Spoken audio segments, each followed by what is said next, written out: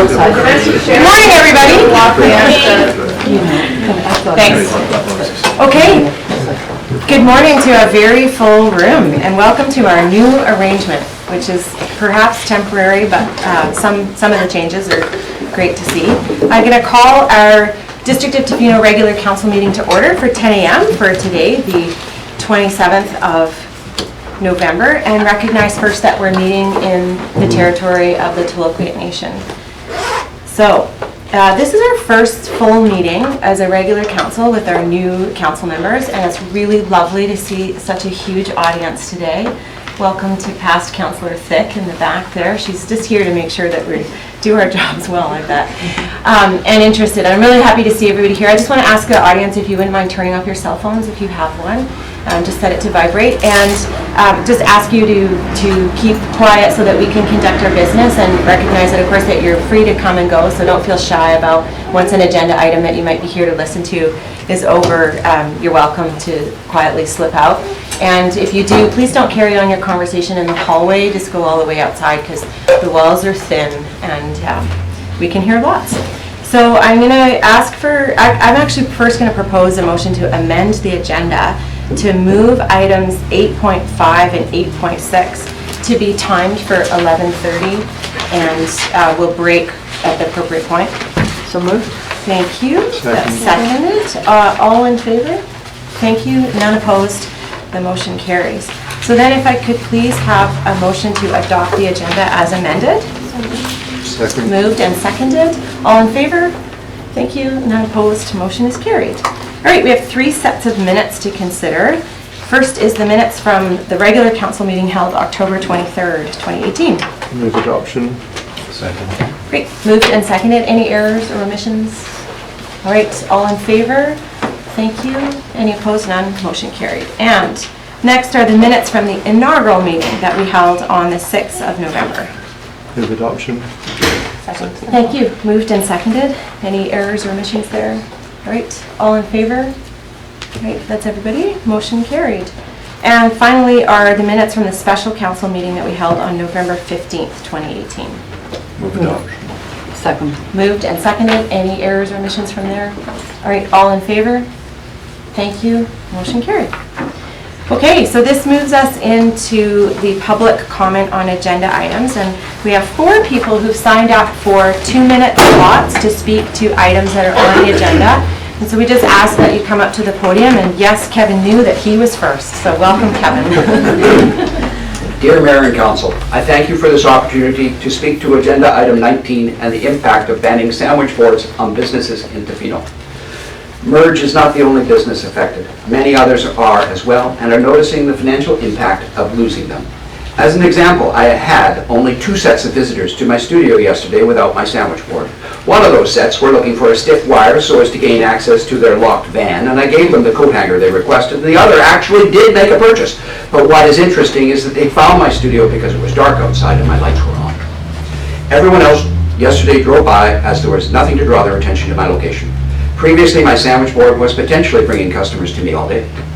I'm sure other businesses in Tofino have been sharing the same experience. You may have noticed Rubio staying open late at night for that reason. I would like to point out that during the existence of this sandwich board ban, our mayor was proudly proclaiming on her Facebook page that the Tofino Public Market was open by posting a picture of the market's sandwich boards. She knows sandwich boards work to bring customers. The small businesses like mine and Lori's bring people to Tofino. I have had people return to my business from Toronto, specifically coming to Tofino so as to buy my glass earrings. Visitors seek out the unique experiences of Tofino, and to make it difficult for them to find your business by removing sandwich boards is contrary to the official community plan, which is supposed to support local business. Added to my concerns about the removal of the sandwich boards is the future removal of the directional signage in town, signage that brings perhaps 50% of my customers at this time of year. Further added will be the construction mayhem that will occur along First Street with the new sewer lines. If you want to support small business, as the current official community plan suggests the town is mandated to do, please reverse the sandwich board ban. I've had no complaints about mine. Thank you. Our next person is Jan Rogers. Actually, Rhiannon is standing in for me. And Rhiannon. I have a cohort with me.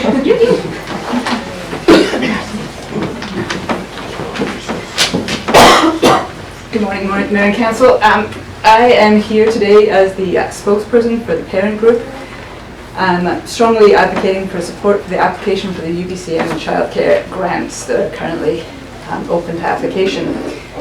Those of you who don't know me, I am the chief of the Tofino Ambulance Station, and I'm currently on maternity leave and hoping to return to work in January. However, as we all know, infant daycare in this town is limited, and it was proving to be a struggle to find a spot.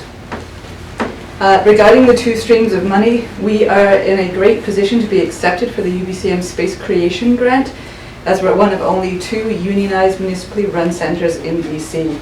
I hope you're familiar with the 2 streams of money, but one is for space creation and one is for planning. So we're looking at the space creation grant.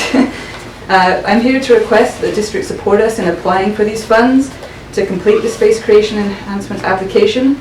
There is professional community support to write the application and to support the project moving forwards. Research has been conducted regarding various partnerships, sites, and ongoing financial and educational support. And we would appreciate the Mayor and the Council and the District to continue to explore this while at the same time submitting this application. This is time sensitive. Now is the right time to move forward on this, as our birth rate is increasing almost exponentially each year. This year alone, she's one of 90 babies who will be born here on the coast, and we have approximately 8 licensed infant daycare spaces. This demonstrates a clear and urgent need for more care. The implications of this limited spots are far-reaching. They go far beyond the individual or just the family. They are going to affect our services throughout our communities. Thank you for your time. Thank you. Eileen Floody. Good morning. I'm here to speak to item 7.3, the letter from the Tofino Natural Heritage Group. I'm just going to add to that with this thing that I thought of last night, dreamt about, and then wrote down at 3 a.m. Tofino's tourist economy didn't start in 1993, but let's face it, the war in the woods made this place famous. And what was the war about? Trees. Since almost every development has resulted in the cutting down of trees, Gibson Heights and Duffin Cove just the most recent examples, Tofino has no tree protection bylaws, as dozens of other communities do. We don't seem to value our natural assets, as is trending now, as Gibson's and other progressive communities have taken up, and there's a link to that progressive action in the letter that Chris sent. Tofino doesn't even plant trees like almost every other community everywhere does along their streets and in their parks. We should be a model of tree owning and loving community, and we need to start that now. Thank you. Thank you. And last but certainly not least, Lori Boudreau.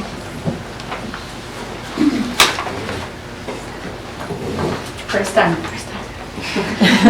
Welcome for your first time. Hi, my name is Lori and I own Merge, a small tucked-away retail store behind the CIBC Bank. If you haven't been in Merge yet, it's probably because you never saw it existed, or forget about it since it's tucked away, but it's definitely worth the detour. We offer a selection of locally handmade goods to our tourist clientele and a more curated one to our local clientele. I am here in regards to the strict signage bylaws, specifically temporary signs, sandwich boards, and third-party advertising. I would love the bylaw to be revisited and bring more flexibility to allow small businesses to be seen and thrive. I know I am not the only business suffering from being located on a non-primary road behind other businesses, and I hope I can make their voice heard as well. Signage is vital to our businesses' health, especially in tourism municipalities where many customers may be one-time visitors only. If you read my letters, you know some of my other thoughts and solution about sandwich boards and signage. But today I would like to focus on allowing for third-party advertising. I am currently in the process of receiving approval from CIBC for a third-party freestanding permanent sign now as a solution to my issue with the sandwich board. My last step will be the application for an exemption to the bylaw. I am really hoping the town will be flexible in such matter and understand why the need is so important. Not just for me, but for all the tucked away businesses in general. We all want tourism to be dispatched throughout the year instead of concentrated in one season, and we all know that the best way to achieve this is with our small businesses and their offerings.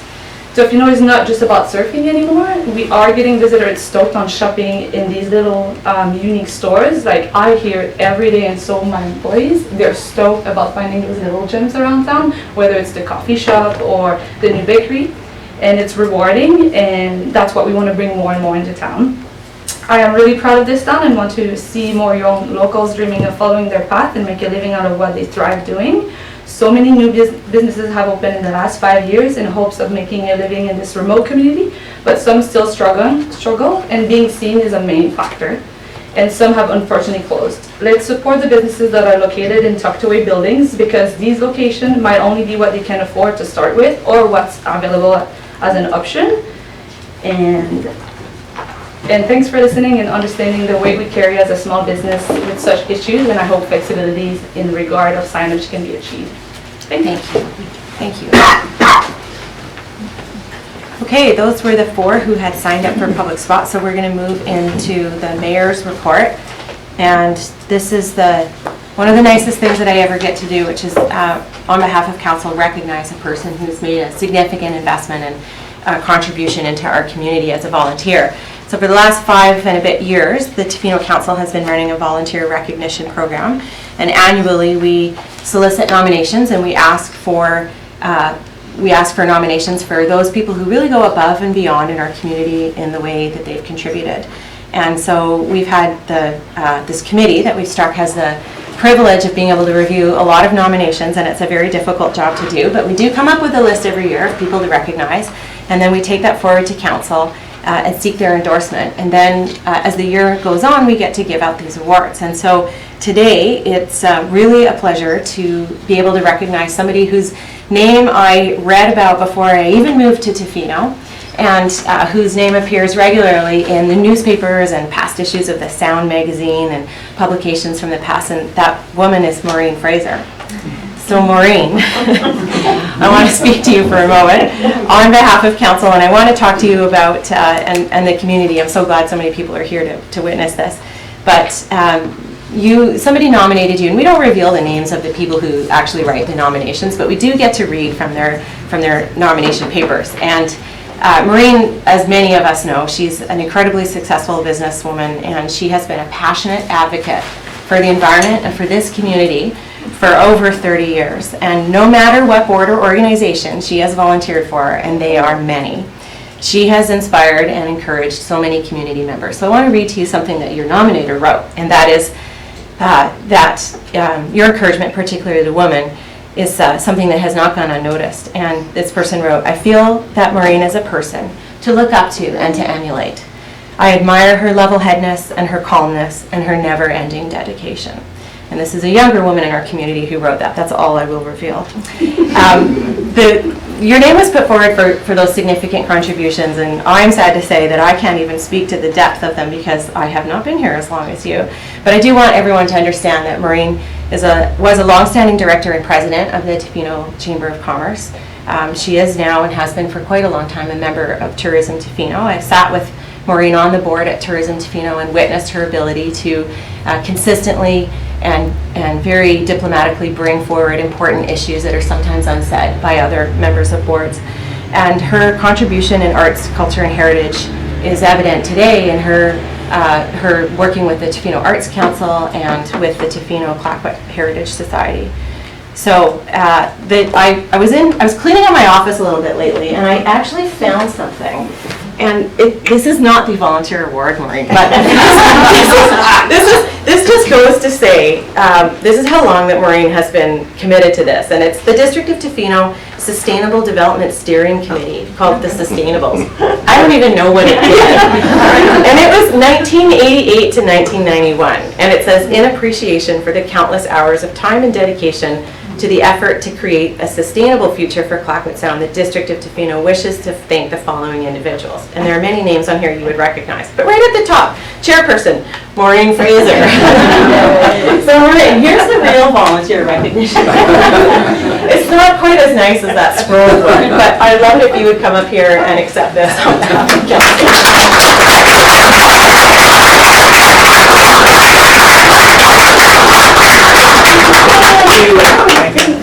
And then your name will forever be noted in our volunteer wall of fame, and there's a little plaque that will go up, and your name will be there. And so just excuse us for a moment, but I want to ask council, especially our new council, to get into a photo with Maureen, but Andrew's going to tell us where to do it. This is a weird setup. If we get everyone in front of it, would that take too long if everybody stands right in That's front of okay. us?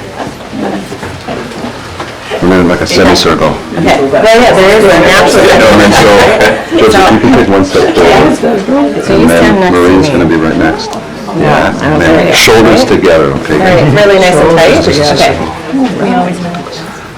Now, can you go to the other side? Okay, right in there. On one knee.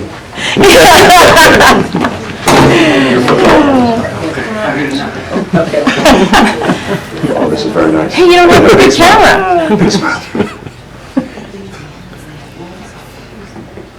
Okay, now. All right, yeah. Thanks, Elise. Look on the annual report.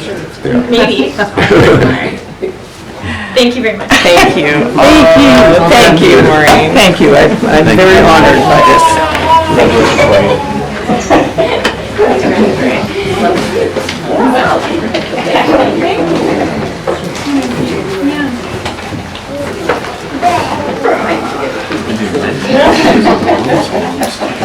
Okay. Well, very little gets to be better than that, but we'll move on in our agenda, and we're still on the mayor's report. So I did have one item that I wanted to report out to council about, and that is that a couple of months ago, I was appointed by the Association of Vancouver Island and Coastal Communities to sit as a local government representative on the DFO's let me see if I can remember, Indigenous and Multi-Stakeholder Advisory Group, which to DFO around the issue of the southern resident killer whales and the critical habitat designation. And so I've attended one of those meetings, and then last Sunday also got together with a number of leaders of affected stakeholders to discuss the way that the consultation from the federal government to coastal communities is going. And so working together with West Coast Aquatic, which I think most of you are probably familiar with, Port Alberni-based West Coast Vancouver Island-wide organization that was struck to bring together all levels of government for more localized decision-making and advice-making to DFO, on especially on fisheries and aquatic issues.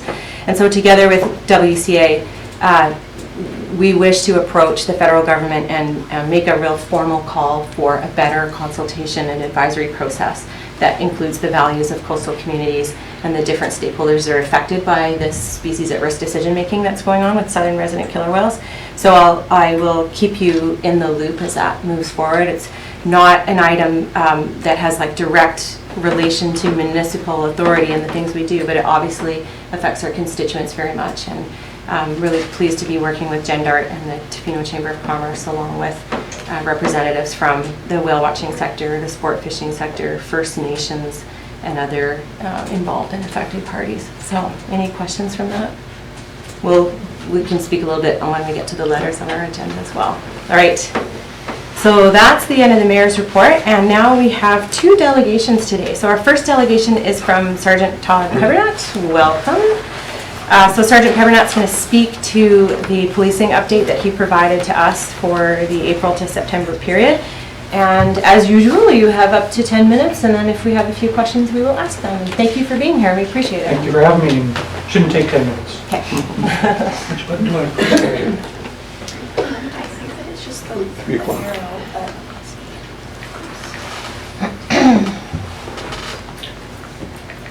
Great. So the information I'm going to present is information you already have.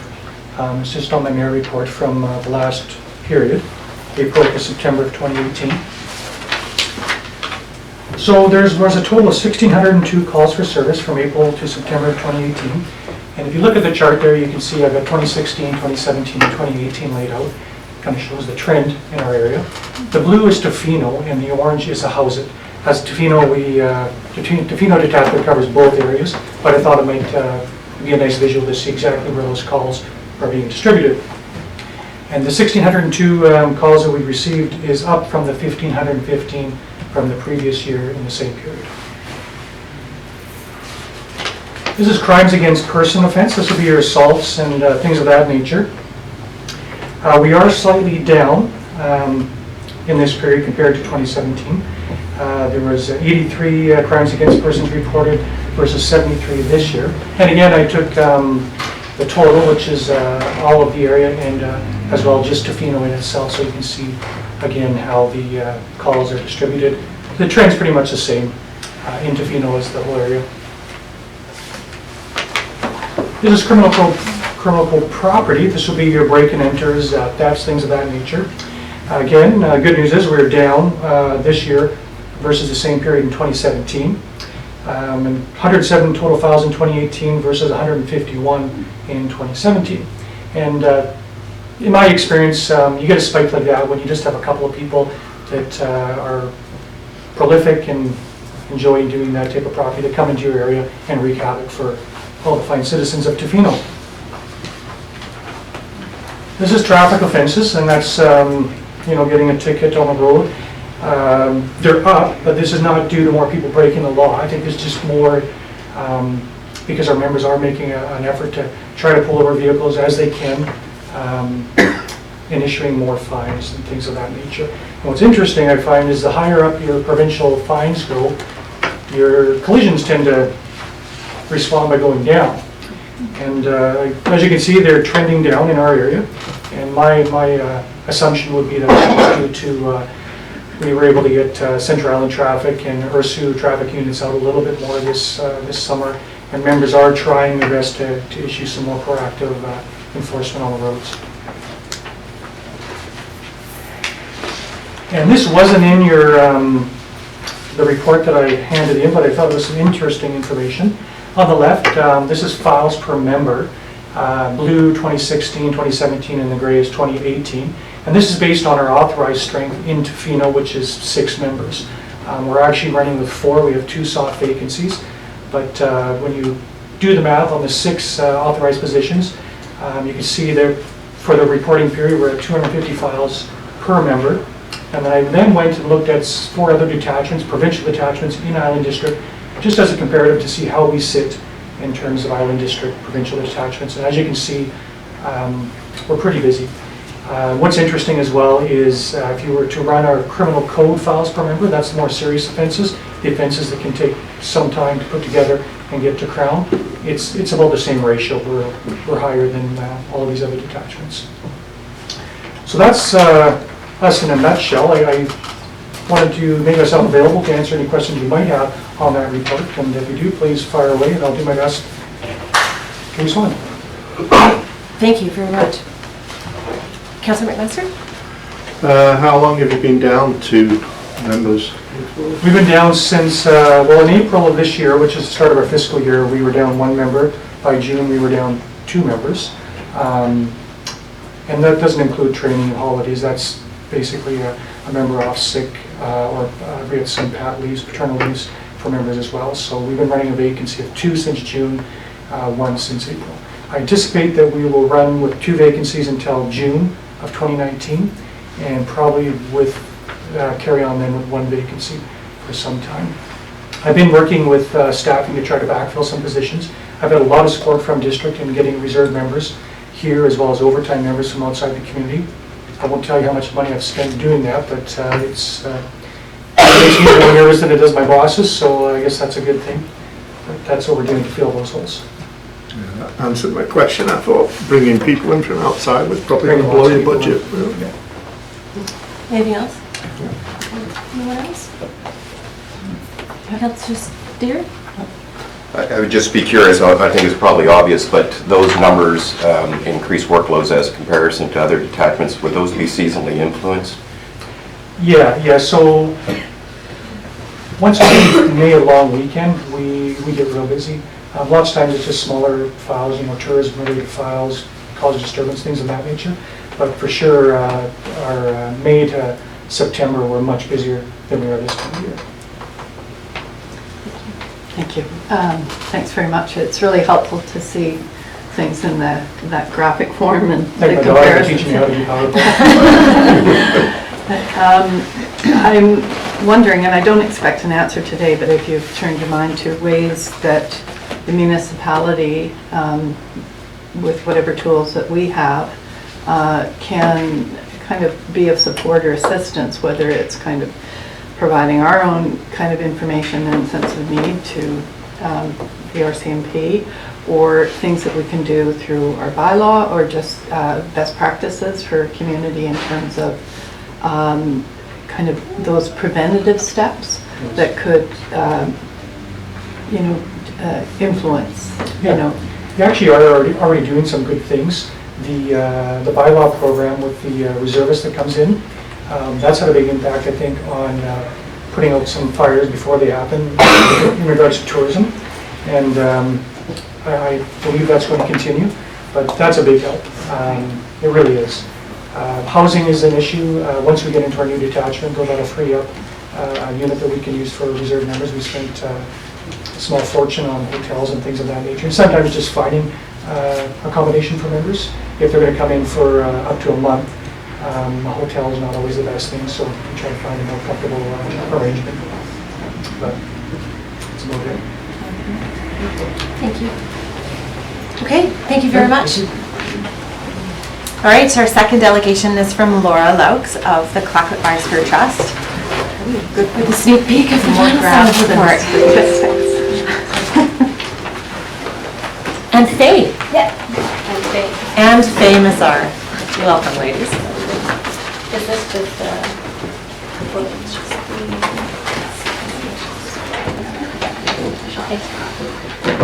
Good morning, Mayor and Council and audience. And my name is Laura Laux, and this is my colleague Faye Mazar. We're here from the CBT to give you just a very quick sneak preview of our 2018 Vital Signs report.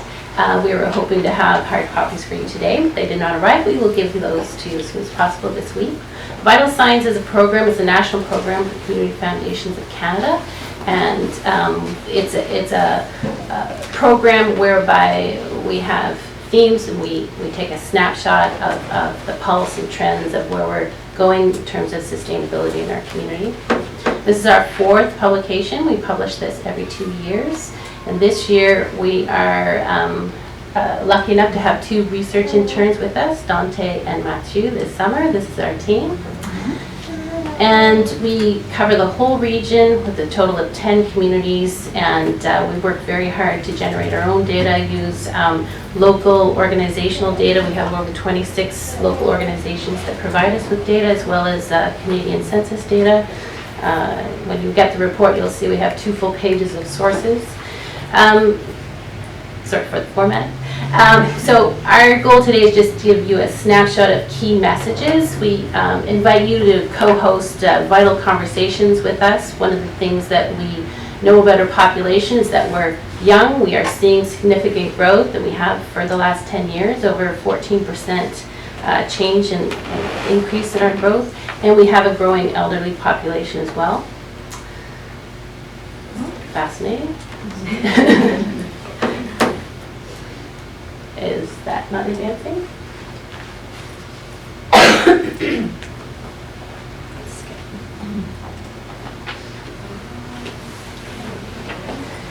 We've missed a number of slides. Guys, do you have your flash drive? I think we should put the flash. We're missing like 6 slides. Are we able to take a moment to put in the proper? You bet. Thanks. We won't count it. Oh, you'll see? Yes. This is while we're waiting. I'm wondering if I can get the blind lowered. I'm getting quite a Oh, glare. that's great. Yeah. Look at the screen. Damon, would you mind just reaching behind you and lowering that?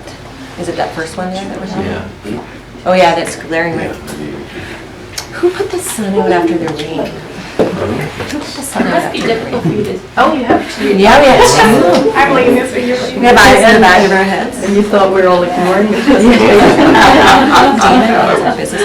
I know it's a lot to absorb. Is that good? Yeah. Perfect. Better? Thank you. We're missing 6 slides or something. Some blind. Compatibility. Just kidding. It's not even on the thumb drive? I guess it's mine telling me how. Okay. Okay, ad lib. Okay. All right, enough. My 6 slides are missing and Faye can, so we'll just give you our last slide. Is that our last slide? Okay. Okay. So maybe that would be a little distracting, but leading up to income inequality, maybe I'll just give you this slide. For our region, we did a few unique things. I'm just going to ad-lib and just tell you a few key messages pertaining to environment, climate change, and people and work. We've seen using the lens of the United Nations Sustainable Development Goals. There are 17 Sustainable Development Goals. We've tracked 14 with indicators very relevant to our area. And we're seeing a widening gap in terms of potential poverty or vulnerability to poverty pertaining to the gap between incomes and cost of living. We're seeing on average, or the median for our whole region, incomes are in decline, and we're seeing on average the cost of living significantly rising. So when you see driving forces like that, you can be sure there's a vulnerability. We've also tracked some of the pressures that we're experiencing due to rising trends in visitation from tourism, and we think this is time that we just take a cautionary look at where the stresses are rising. For the environment, we have tracked higher rate of wildlife-human interactions, largely due to increased habituation with animals and access to food and poorly managed garbage. We've seen rising percentage of area of shellfish contamination closure areas pertaining to our untreated sewage, which this council has been very proactive, and I encourage you to continue to be proactive on that account. We're seeing rising number of toxic algal blooms related to warming sea temperatures in our ocean, and we're also seeing that cumulative stressors with the declining salmon population are related to numerous variables of decline in our marine environment. All that is to say, in terms of people and work, we need to look at diversifying our economy. It's very good to see our percentage of business licenses growing. We are thriving in many ways, and we have an engaged workforce. At the same time, over 1/3 of our labor force is employed in tourism, and we know that that sector has the lowest incomes or lowest wages of all sectors that have traditionally formed the economy of this area. So you get slides. So. Did well. All the best. Okay, thanks. Here we go. Okay, so at $20.11 per hour, our region's living wage is the third highest in BC. That's right behind Vancouver and Victoria. And in 2017, we were actually only one of 2 communities across BC to see an increase in our living wage, because the introduction of the universal child care benefit was enough to offset the costs to families in other regions, which really is illustrating our rapidly increasing cost of living. The median, also seeing income disparity across the region, with household median income being between $33,000 and $85,000 depending on which community you live in. Food costs are higher on the West Coast than in Port Alberni. However, the good news is that the cost gap is shrinking, where in the past it was widening, but we're still seeing increase in food bank clients. They're up 12%. And the Dietitians of Canada are now framing food security as an income issue, not a food cost issue. Housing costs, like values of homes as well as rental housing costs, are increasing, whereas rental housing availability is dropping. And in our region, almost 1/3 of the population pays more than 30% on their monthly shelter costs, which is unaffordable. We're seeing a rising tourism correlating with an increased demand on our volunteer first responders, many of whom work full-time and have families. But we're also seeing that tourism is helping supply services for the resident population. Tofino's free shuttle ridership was up nearly 87% in recent years. There was a larger bus, but again, this is just showing how increased tourism can bring value to the region. Crime is up in the region. There is a bit of a difference. So in Tofino, the crime has increased, whereas in Ucluelet it's decreased, which is actually in line. Ucluelet's crime rate is in line with the provincial and national trends. So access to healthcare services remains an issue in our region, which is very typical of rural and remote regions. Generally speaking, rural people are less healthy than their urban counterparts, but have a harder time accessing services. An average of 12 services per day are provided to West Coast residents at an Island Health facility outside of our region. We're also seeing increased demand of the ER at TGH with the high seasonal flux, again correlated with tourism. And also substance use and mental health are top concerns. With substance use, the leading concern is alcohol. Youth sense of belonging and well-being are also down. In 2018, we're having more youth self-reporting feeling anxious, depressed, and stressed weekly, and less youth reporting that they feel a sense of belonging in their community and that they have enough support from friends and families. This is definitely concerning. Learning, elementary school enrollment is up across the region, but we're not quite seeing the same bubble at secondary schools yet, and the middle years development instrument shows that many youth are thriving, but many have really low or high vulnerability. So again, a disparity. The proportion of women in leadership roles, as well as managerial roles, is increasing, which is something to celebrate. Voter turnout provincially decreased, federally increased for the federal election, I mean. Not a surprise, we have a strong arts and culture scene. We have more people in our region educated and employed in the arts than in the ACRD in BC. Indigenous language revitalization is identified as a human right, and the NTC, the New Channels Tribal Council Health Framework, identifies culture and cultural integrity as one of their 14 Nuu-chah-nulth determinants of health. We've incorporated language throughout our report as different headings are translated into Nuu-chah-nulth, and we have some phrases in there too, so it's the first time we've done that this year. We talked about the SDGs, but how much time do we have? 2 minutes? We're over 2 minutes, yeah, okay. Go to this. We invite you to read this page of our report to better understand the model that we're using to turn vital signs indicators into meaningful action towards Agenda 2030 as UNESCO Biosphere Region and a community foundation working to achieve the UN Sustainable Development Goals. We use endowment funds to bring together people and resources, creating local solutions that make global contributions.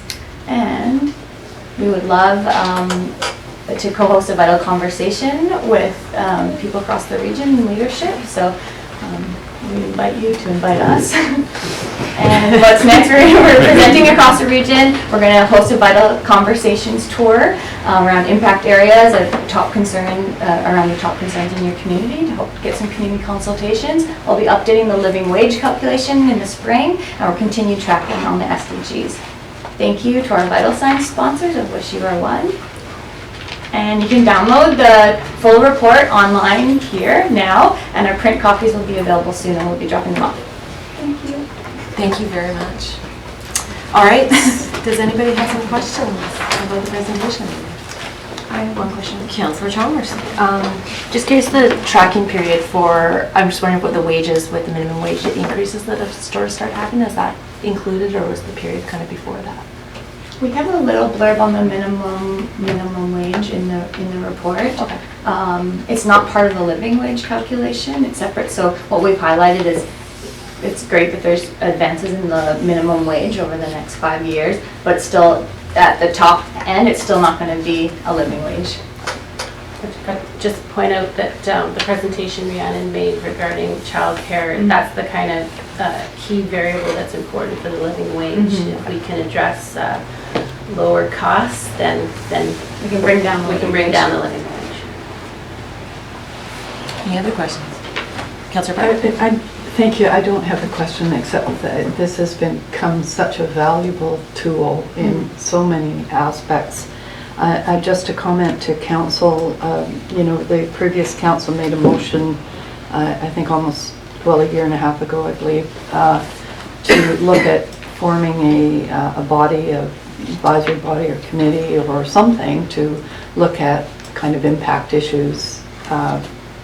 It was the way it was, I believe, worded at the time, to see if we could address some of the impacts we have from the nature of our economy and, how it affects hospital and police and so forth. And that hasn't, I actually thought we were going to get a report on that at this COW meeting, and that didn't happen, but I'm certainly still looking for that. But I think this would be a great guiding document, as well as our vision to action plan around which to tackle some of these questions. You know, we just had representation from the RCMP as well, and, you know, just trying to be very solutions oriented. Thank you. And yeah, so thank you. Other questions about the vital signs report? Thank you. We look forward to the paper copies. That's when we go home and spend hours reading them. But I just do want to echo what Councillor Bart said. This is a very, very valuable tool for us in a decision-making role, and not only for the things that we have some authority and say over, but also in our relationships with other levels of government, and being able to take real data forward and say to them, look, this is what's going on, and this is why our community is calling for this change, really, really helps. So thank you. Thank you. Thank you. Okay. We are moving into the correspondence section of our agenda, and we have a number of letters.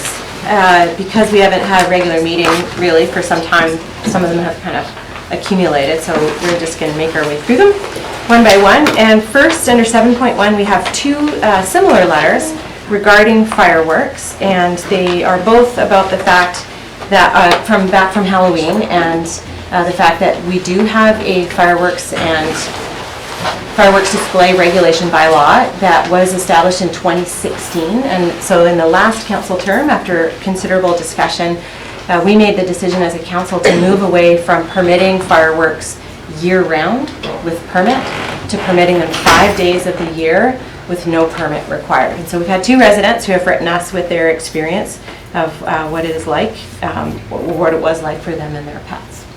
So, any comments from council or questions you might have quickly for staff? I do. Councillor Chalmers, yep. I agree and feel for the people of the letters, and the other aspect that's not really included in the letters is not just the pets but the wildlife that we can't keep indoors, shorebirds, people with PTSD, people with children, like having that midnight. It's a bigger issue than just pets. So I just kind of want to make a statement on that. Thank you. Anyone else? Any particular action or receipt of information? I'd be grateful for it. Okay, yeah. I'm just wondering what the districts, how do we assess our ability to even enforce fireworks? Seems like they happen really quickly, and there's no way you can really get out there and do anything about it. Yeah, I think that's a really valid comment, and it's certainly something we've heard back from members of the public. By the time it's all said and done, and you've called bylaw or CMP maybe, and somebody actually is able to go out there, they're gone. I'm looking at our manager of protective services, and maybe you might have a few comments to make on that. It's exactly as you say. It happens so quickly. The only ones where you would actually have an opportunity to even speak to somebody that was responsible for fireworks are the actual organized fireworks displays, where they go on for 10-15 minutes, but the other ones are often 2 to 3 minutes a piece, and you don't know when they're going to pop up. They do happen in all areas of Tofino, not just on Chesterman Beach, which was alluded to in the letters there, but the other issues are they do tend to happen later on in the evening. This time of year, for instance, Halloween, which these letters were about, we don't have the resources to have 2 bylaw officers out at midnight. One bylaw officer would not be safe, and for what it is, we can't put somebody in that position to be out there enforcing on a beach in the darkness by themselves for fireworks and that sort of thing. So it really is a tricky one if we're going to allow it. That's the hard piece to really manage that part. So. Well, I'd venture to say that even if they were banned altogether year-round, we're still going to be faced with a lot of the same problems. And I think that's why we reached the compromise we did when we made a new bylaw. But the one thing we can do, and I don't know if you want to comment briefly on this, I think is just around education and, again, working with the hoteliers, the vacation rental industry, and everybody to make sure they understand what our bylaw is. And this is a part of what Tourism Tofino has in place now through the website, part of the visitor etiquette program that they've been working on for a little while. There is sections that are in there. Unfortunately, just like having a sign. You can't have all the information on every single bylaw out there. So it does require people to actually look into things to figure out what the rules are and what's acceptable and those sorts of things. But I know, for instance, the Wiccan Inishin, I've spoken with staff there, they are very clear when people arrive on drone bylaws and fireworks bylaws. And so the opportunity is there to inform the people as you arrive, at various places. You can't stop everybody, but those are things that they talk about when they see somebody arrive with a drone. They let them know what the rules are in and around those types of use. So you can't stop everybody and let them know whatever the rule is, but there are opportunities to inform people. Thank you. Taking advantage of it. Great. Okay, Councilor Brett? Yeah, thank you. There's a few things in the letter.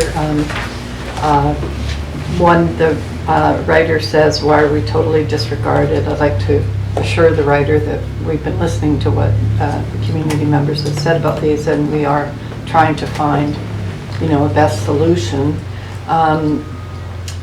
It says,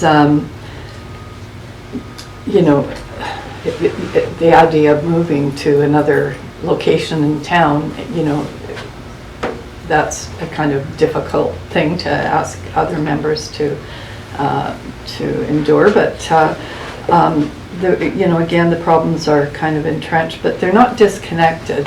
Whether it's locals kind of disregarding or visitors, but in either case, if we have an awareness, if we have reports or complaints that tie to, for example, a business, which would be a nightly accommodation in this case, that we start to think of some mechanisms, in respect to the fact that we're issuing business licenses.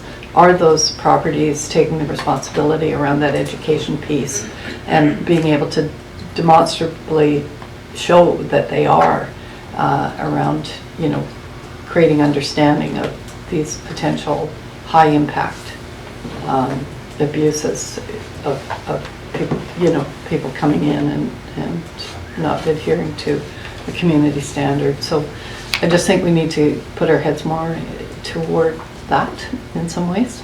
But yeah. Okay. Right. We'll move on then to the next letter. Oh, Councilor McQuaid. Yeah. Sorry. Sorry, just a quick question. Is there any value to perhaps providing information with the purchase of fireworks? That information comes with it from the store? Do we sell them here in Tofino? I've never bought. No, I think that's a lot of the fireworks are sold along the corridor getting out here, or people are bringing them with them, but it's a good idea. Okay, thanks. Thank you. Okay, all right, thank you. Thank you to the letter writers. Our next piece of correspondence is from Lori Boudreau, who we heard from this morning. She's the owner of Merge, regarding sandwich boards and the Tofino sign bylaw. And she provides her perspective and has specific questions. And also, thank you to Lori. She told us the steps that she's taking to deal with third-party signage on the CIBC lot. Council received a little bit of background information from our staff as well in receiving this letter. And we also heard from another speaker this morning about the value of sandwich boards altogether. We established a sign control bylaw in 2014. That was, I think, almost a 2-year process to amend and re-establish our new sign control bylaw. And just at the outset, I want to remark, especially for our new councillors, that when we did go through that process, we did have a very long conversation around the use of sandwich boards, and we did have differences of opinion amongst council members about the value and role of sandwich boards. And we went a certain direction, which was to generally not use them except for special events or short-term events, and with a special permit for up to a year, I think it is. I'm looking at our staff. But anyways, the other point I wanted to make is we did have discussion at the time of establishing that bylaw about the fact that there are a handful of businesses in town that are not street front facing, and they're tucked away, as the speaker said this morning. And those are the ones that personally I expected we would see challenges from, and we indeed are. So does anyone have any questions for our staff, or do you have any comments you want to make about the letter or suggestions on where to go? Councillor Anderson? I'll just make a comment that, and it's a bit of a question too, because I'd like this confirmed, but I believe sandwich boards are allowed if they're on your own property. Is that correct? No? Okay. Sandwich boards are only permitted as a temporary use, so for 7 consecutive days for the following purposes: to advertise the opening or closing of business which has a current business license, to advertise opening or closing of a nonprofit organization, to advertise a special event to a maximum of 12 events per year per nonprofit organization. There's a couple others, but they are just considered a temporary means until other signs are set up. I'll just also say, as by way of background, sandwich boards have been looked into quite intensively, at least twice over the years of council. And at one time when they were fully allowed, they were quite an eyesore, really, visually cluttering up the streets. And once one business had one, every business had to get one, because that's the nature of businesses. They compete to get customers in. So I'm not in favor of going back to that. And there are considerable means in the sign bylaw that allow several types of signage for businesses as well. So I'm wondering if the businesses are sort of using the sign bylaw to take the opportunities that are in there to their full advantage without resorting to a sandwich board. The other thing I'd like to sort of message to businesses, particularly the ones that are hard to find, that to work with Tofino Tourism and Chamber of Commerce to get their location out there.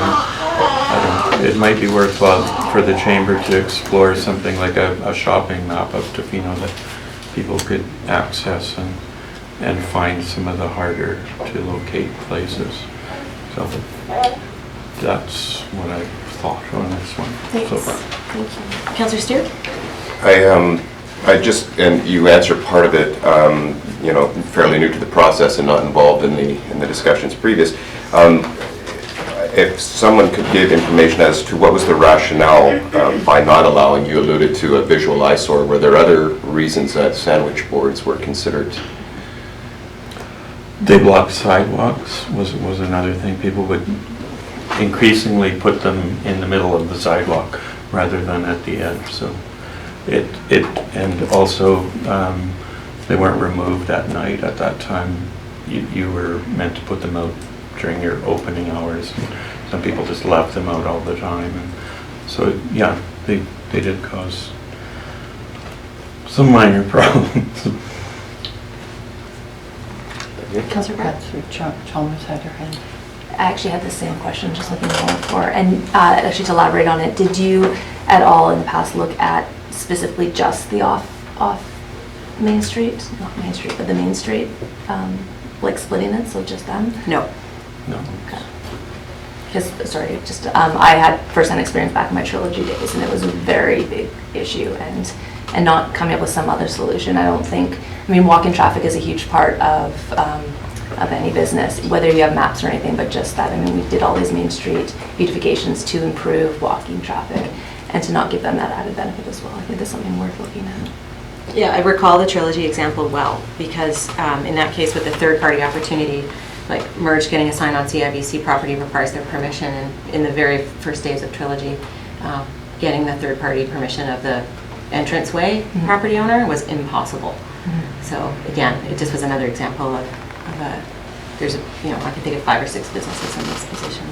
But Councillor Bart? Yeah, thank you. I thought when we did the bylaw that we had kind of variance process that would consider these, that came about from the Trilogy example, but I could be mistaken that we arrived at that. However, I do think that there's a cost to that, which is also quite a burden. To go into the variance process is what, $600 or something anyway. But I do think, as Councillor Anderson said, there may be some solutions in the bylaw, but we also have we talk about a lot of our thriving art community and so forth, and I think of, can things be done on sidewalks and with small fencing and so forth that can kind of be what our staff has identified as kind of wayfinding, that we can find ways to work with these businesses to create wayfinding pathways or whatever, to recognize that we are giving business licenses. There's very few opportunities for rental or affordable rental in the commercial downtown. So can we take a more creative approach and work with those challenged business owners to kind of draw on that aspect of our community to kind of find a solution to draw people into these places. Is there a variance process or a exemption process, or could you explain that to? It would be a variance permit. A variance development variance permit. Oh. It's one of the ones. It's a bylaw you can vary. Okay. So I kind of want to bring us to a close on this and see if there's a path forward here. Councillor McQuaid? Oh, yeah, that was the path forward that I was looking for. If there's any possibility to further investigate. It is my understanding that there is a cost to variance, and for small businesses that might be somewhat unattainable. Is there a way to re-examine bylaw and possibly make any sort of amendment for businesses set back by certain distance, or is that a possibility to investigate? Well, that is something we could certainly consider as a council. I just wanted to add one more thing, that there are the sign control bylaw can be quite confusing, and there are often a number of options that are available to businesses that may just not be realized by different interpretations of the bylaw. So in any of these situations, we encourage the business owners to come in and talk to us to find the solutions, because there are existing solutions for this one. For the past 2 instances that have come to council for similar type of things, there are solutions for those ones as well too. So I think that is a first step, is having people come in and actually chat with us before trying to create something new or reinvent a process. Agreed. And my instinct here is just to refer the letter back to staff and ask you to work with the business owner to see if the existing sign control bylaw can help them achieve their objectives and be compliant with our sign bylaw. It's definitely the second time this has happened in the last year or so, and one other business that you ended up working with, I think, quite a bit. I think we could stop there and see how it goes, but I would just say for my part that it has come up somewhat consistently since 2014 that there are a few businesses that are, and so maybe we can be a little bit more proactive in dealing with those particular businesses instead of waiting for the letters to come to council. But, so do you need a motion to refer to? Yeah, I think so. I'll make that a motion to refer the letter to staff to encourage work with the letter writer. Okay, so, moved and seconded to refer the letter back to staff and ask them to work with the business owner to achieve compliance. Yeah, okay. Any questions on that? All right, all in favor? Any opposed? None, motion carried. Okay, thank you. All right, our next letter is from the Tofino Natural Heritage Society regarding District Lot 114 and tree removal in general. And we did hear from one of the members of the society this morning as well in our public input period. So a couple of things perhaps just to initially address in the letter.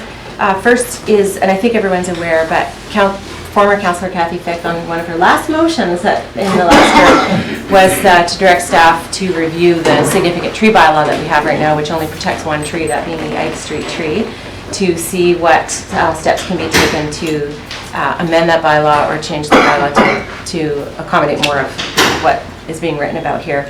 And not only as significant trees, but significant ecosystems or significant areas of forest. So my understanding, and Erin, please feel free to comment, is that you are working on that and have been working with the Natural Heritage Society members maybe to take a look at some of the bylaws from other municipalities that have that, so that we can move forward on that. The second part of the letter that I just wanted to quickly address is asking council to look at affordable housing locations other than DL 114.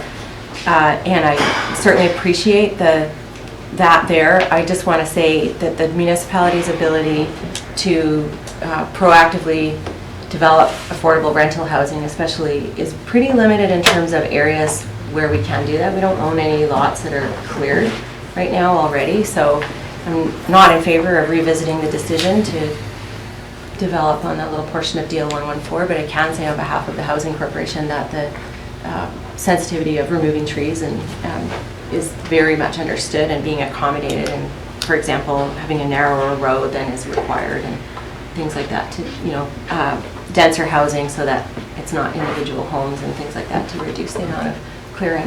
That's important to us too. Comments, questions? Councillor Farr?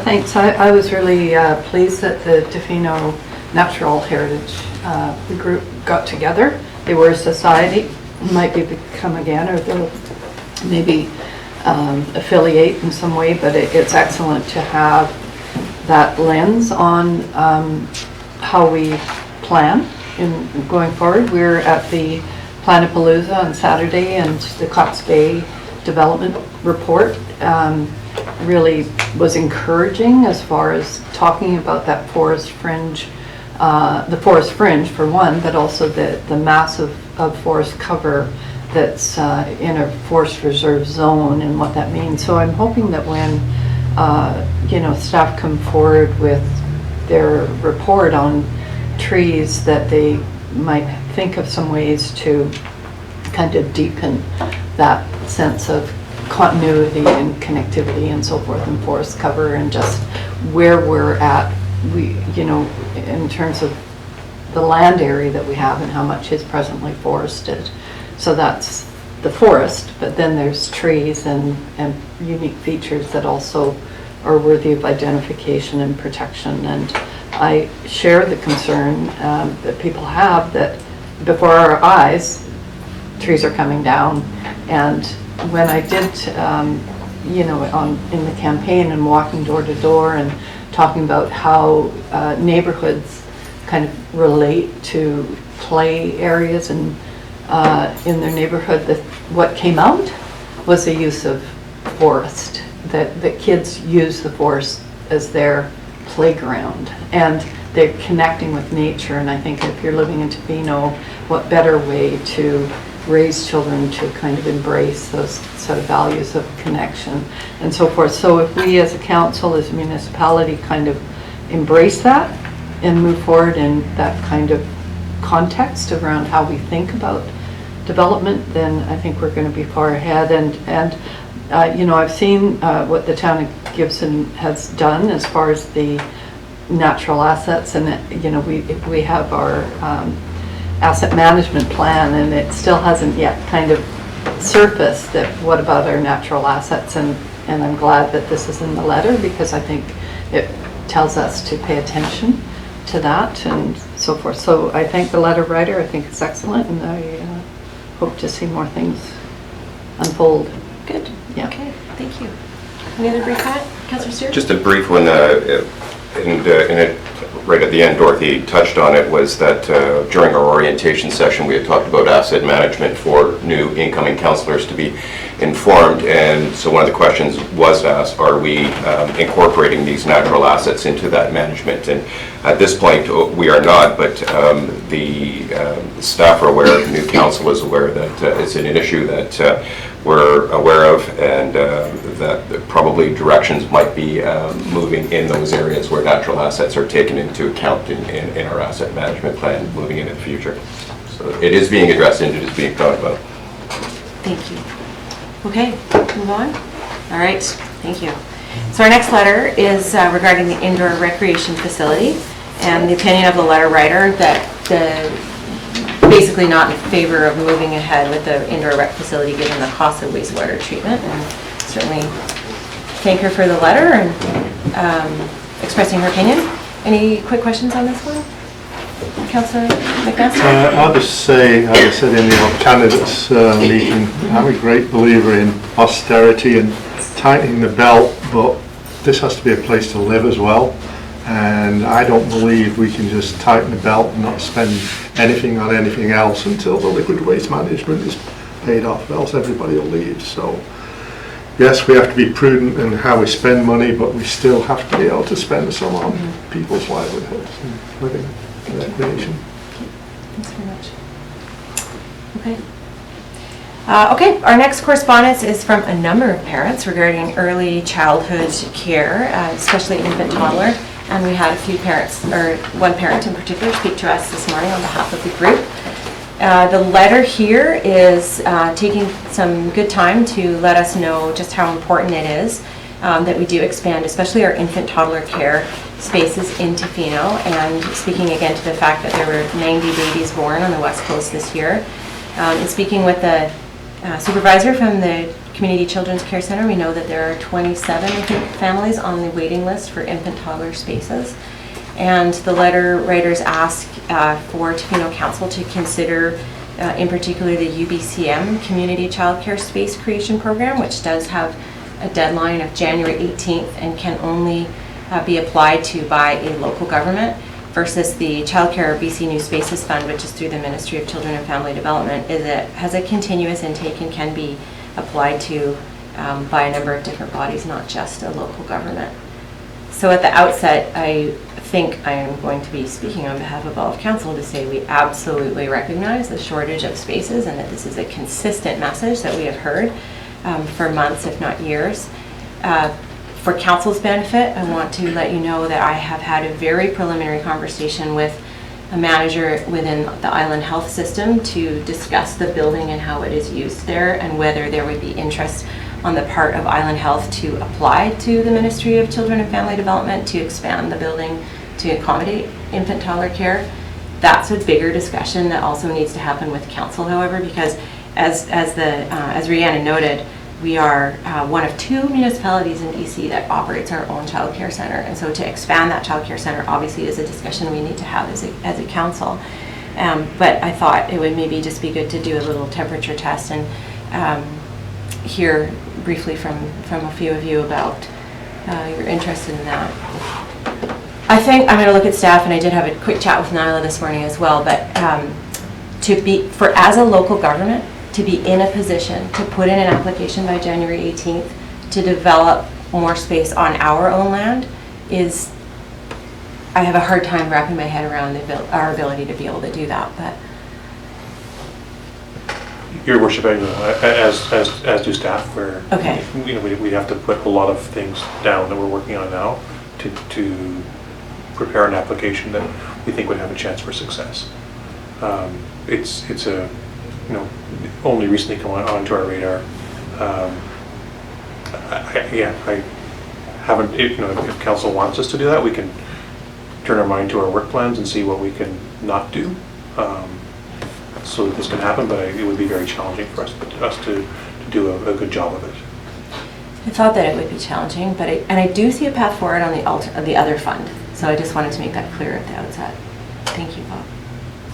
Councillor Bart. Yeah, thank you. I think it's disappointing that this deadline has been put in place where on one hand they're saying here's some money for doing an assessment of need, and but before you do that you have to apply for the $1 million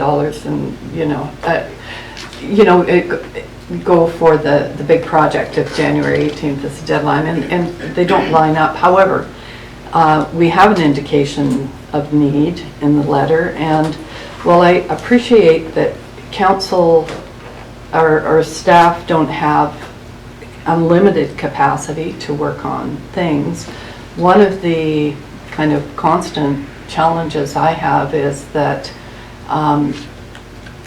this kind of need for everything to be kind of in-house. That here's an opportunity perhaps if staff can free up some time to work with a community group, that they could come back to us with a proposal of what they would intend to do that maybe could be supportable for them to make the application. Because that's what I understood from the delegation, is that they've already identified some opportunities, some ways to move forward. And I just, if we move forward, and certainly my experience of the next 4 years will be about whether or not certain things can get done. If everything is dominated both financially and in time schedules by liquid waste management, or whatever that priority is. Like, there are community needs and they're chronic and they're not going away if we don't kind of loosen up a bit and figure out a way to address them. So I'd like to support something happening here. Thank you. So one of the challenges with the UBCM program, well, first of all, just address the fact that there are two streams of funding, one for assessment and action planning and the other for creation, recognizes that different municipalities are in different places. Second, the UBCM Community Childcare Space Creation Program funding is for new spaces to be built on local government property. We do not have any property right now that, unless we are going to, I think I agree with Bob, to drop some things and have a discussion about, is it at DL 114 within the affordable housing complex? Is it attached to a new recreation center that we're going to build in the next couple of years? Having a reasonable time to have that conversation and do all of the work to create the application by January 18th is challenging. But we do have an opportunity to look at the child care center that exists right now and have a discussion with Island Health about expanding it. And there is a funding stream available to do that, but we can't apply for it because we don't own the property. So it has to be Island Health that applies for that piece. So I think there is a way to advance this conversation quite quickly. It just might not be exactly what the letter writers had in mind. So the opportunity has been identified to us, and there is a path forward, is what I'm suggesting. And I think there's a way to even do more homework and bring something back to the December 11th council meeting that shows some action on that. But it would, I mean, a similar thing I think is when I look at the way we've discussed creating a library and the amount of time it took us to think about where was a good place for that. And the thought that went into that, I'm just challenged to see how do we have that conversation about a brand new facility on local government land by January 18th. It's not, I mean, I recognize it's not like the happiest of answers, and I'm trying to balance sort of prudence and pragmatism with the obviously strong desire and need, and I think there's an alternative way to address this, but that's my opinion. Okay, so I'm going to go to Councillor Steer and then Councillor Anderson. Well, I was just going to say, it's, I mean, without question, the ability to come up with by January 18th, I wouldn't say impossible, but an extreme challenge. My question would be is, within that we've talked previously about funding cycles and how these tend to come up again in time. Is this one of those types of funding cycles that this type of granting might be available into the future? I know it's hard to speculate, and I would ask you to look at it as a magic wand, but there's a federal and a provincial government that have shown more interest in affordable daycare and the importance of daycare than we've seen in the last 25 years. So, I think trying to predict the future is trying to predict the desires of the electorate in the next 5 years. But I'm hopeful that optimistic that we would see another intake or more programs that will continue to support daycare. It's, to be crass, it's getting good political traction, both federally and provincially, where a lot of other things aren't. So I suspect that this program will be a bit of a test, and then we may see future programs that are a little bit different. But that's a guess. Yes. Councillor Anderson?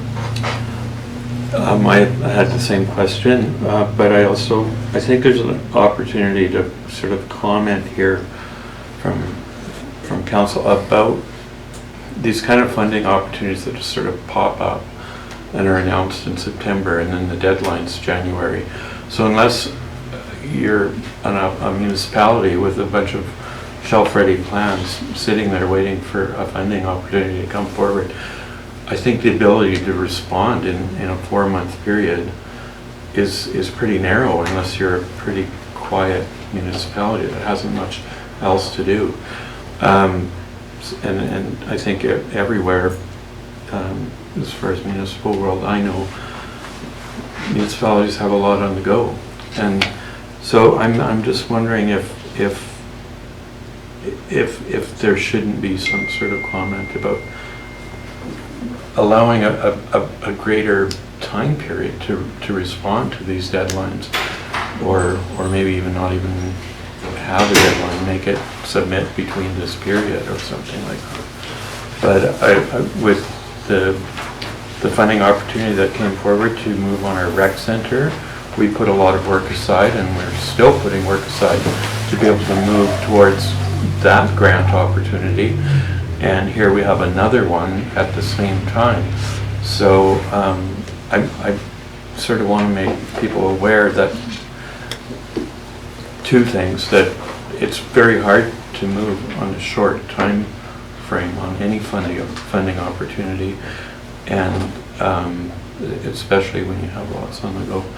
And also that when provincial or federal governments announce these grant opportunities, I'd like to see a longer period than just 4 months to be able to respond to something.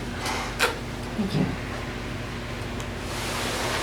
Councillor Carr? Yeah, thanks. I want to comment again because I was struck though, we have our daycare, and we were told yesterday in our orientation with the Director of Finance that not all spaces are filled, and I find that kind of almost incomprehensible given the message that we're short, but this is clearly a different...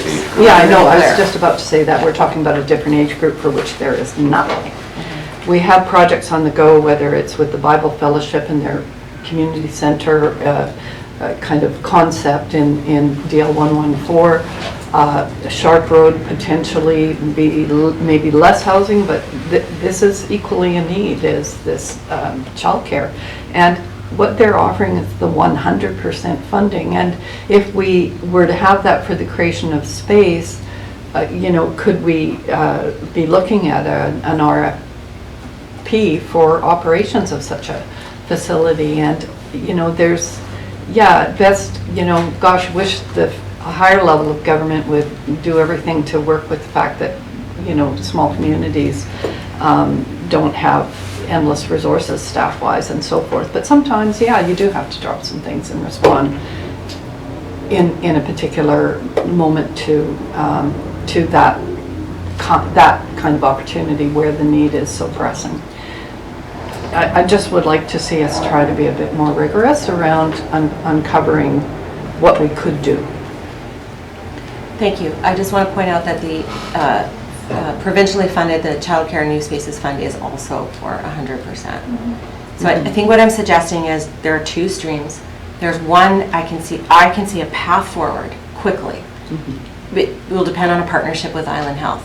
The other one, I'll be honest, I am very challenged to see how before January 18th we could even have a conversation with the Housing Corporation and everybody. Are we going to drop units at Sharp Road and put in a child care center there? I just think it's a much, much bigger conversation that we don't have the time for. It's regrettable. I agree with Councillor Anderson that a 4-month window, especially when there's a municipal election in the middle, is unfortunate for UBCM to make the call at that time. It's great that the province is putting a little extra money through that UBCM stream, and you'll see later on the agenda, of course, that I'm recommending we take advantage of part of the other stream in collaboration with the other communities, which will take us beyond this other path forward to maybe create some infant toddler space at the existing center that we have. But I think I still think there's a way forward. It's interesting that with the creation of money, or the opportunity to bring money that we have suddenly, and this is now a very important issue, and we heard it during the campaign, but it wasn't something that was in our strategic plan in the last council term, which is interesting. Okay, so let's just for sure. Just a comment. So before coming into this, I didn't realize about the time constraints, so very supportive of it. But maybe if I'm hearing from everybody how we all agree that it's necessary, being able to make, I don't know, motion or something to agree to move in a way, whether your stream, but not let this go sideways. Not be first priority, even if we're not going for the UBCM, but just not let it get put on. Is that like a motion? Just give me a second to say a little bit more about that. I think, was there one more hand over here, or was there, are we? Yeah, I'm just, and this is kind of a disappointing comment, but even if we were able to move quickly on this baby boom that we're having right now, can't say if it'll continue or not, but it wouldn't be able to address the immediate concern.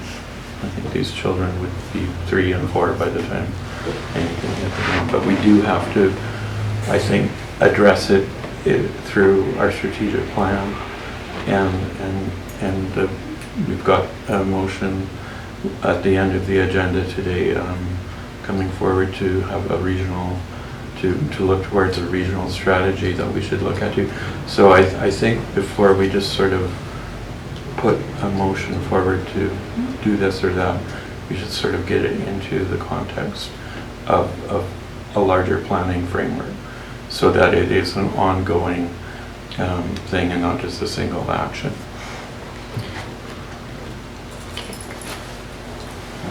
So a few things. I don't think, I mean, and especially for those in the audience who are still listening to us about this, is it's not going to be forgotten. And I think that depending on what happens with the last item today around the action planning piece, this is something that we should definitely consider taking forward to our budgeting and strategic planning side of things in the spring.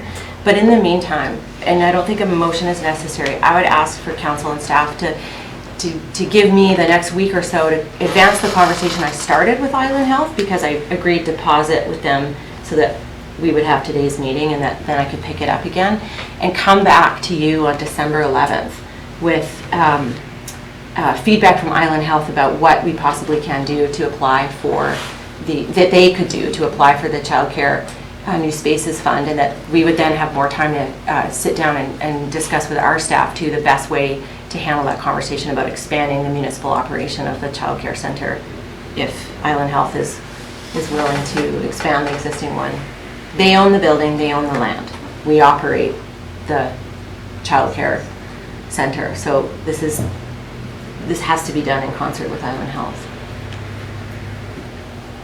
Yeah, I'm glad to have movement on any front, so I support that. I do want us to be kind of open if this particular group are able to come together. Everything in this one criteria is open to the, private initiative.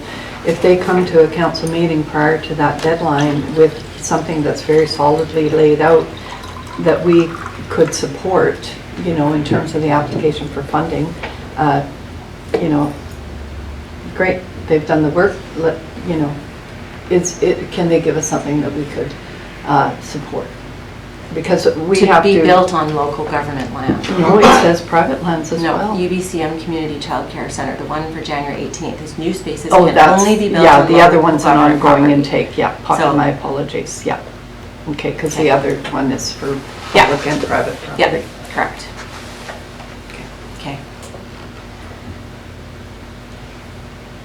Thanks for joining us, Nyla. Sorry you missed all that.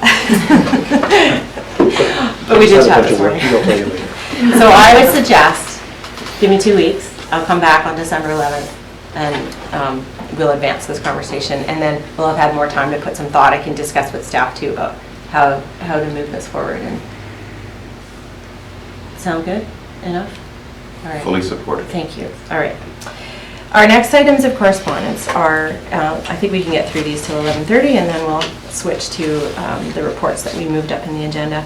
So first, we were copied on 2 letters. One from the ACRD to the Department of Fisheries and Oceans regarding the recovery strategy for southern resident killer whales. The second, we were copied on the letter from the District of Ucluelet to DFO. The letters are similar, although there's a few little nuanced differences, and received them for information. My recommendation, based on everything that's going on, would be to simply receive them, and I think if you want to consider providing support, we can. I think it requires a slightly more fulsome conversation, though, than just on what's on these letters, and myself, I don't agree with everything that's written in the letters, so maybe I'll just pause first and see if you have any initial comments or questions that came out of them. Anyone? Well, there's certainly a lot of questions that come out of it in terms of the overall strategy that I don't think this is the place or time for that conversation, and that if there's a suggested better time and place, I would be willing to move in that direction. There's a lot of moving pieces right now, like this week and next week, and I think if there's something that I feel the District of Tofino Council could lend its support to, like calling for that more open, transparent, locally based decision-making process, I will bring that to you on December 11th and ask for your consideration of a formal motion of support. Okay.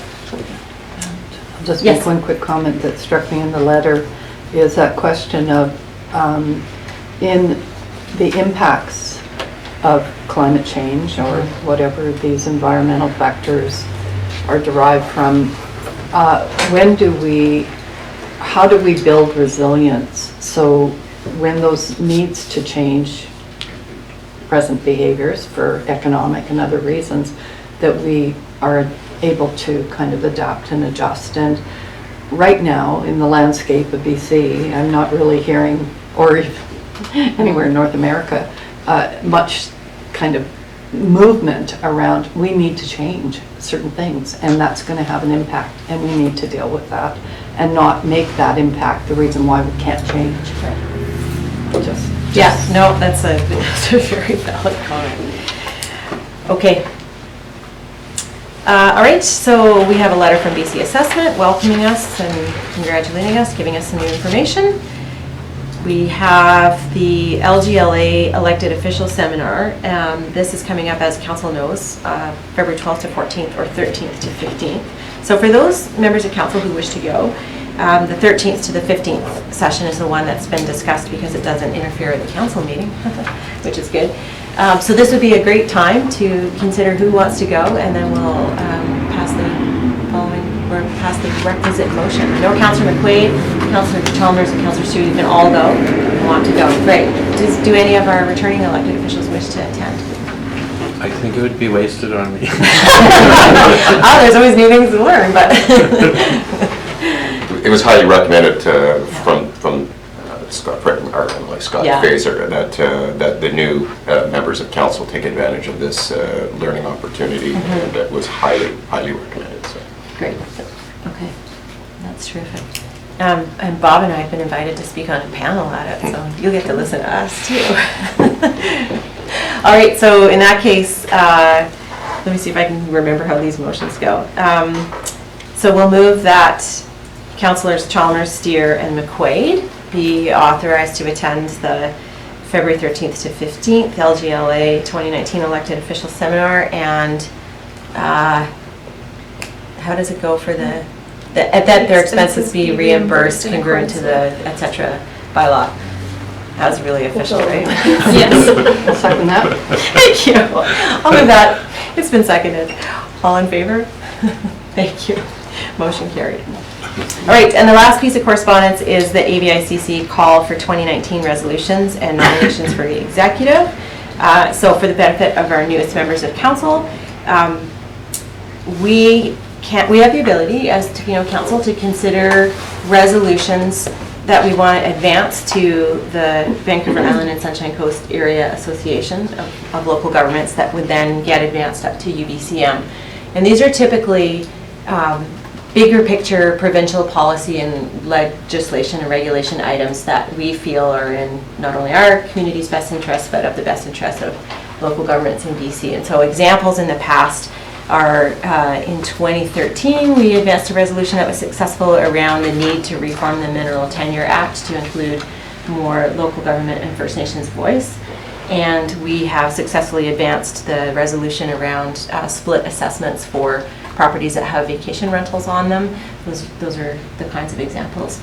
And we don't have to have any discussion on it today, but I'll work with Elise to make sure that we have it structured in our agendas, that we can open up a conversation about anything we want to take forward. We don't have to take something forward, it's not necessary.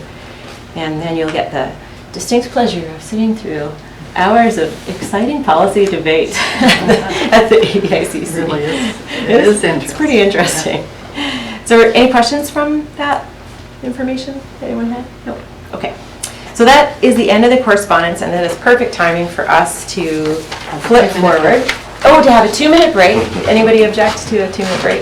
Okay, we'll have a 2-minute break, and then we're going to go to items 8.5 and 8.6.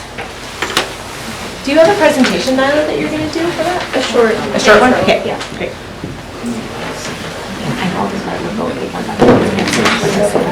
Yes. So you'll sit down and conflict of interest. Yeah.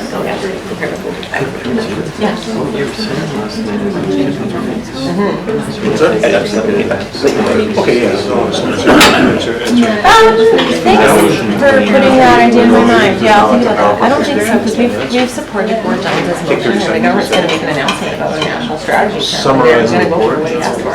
Yeah, next week.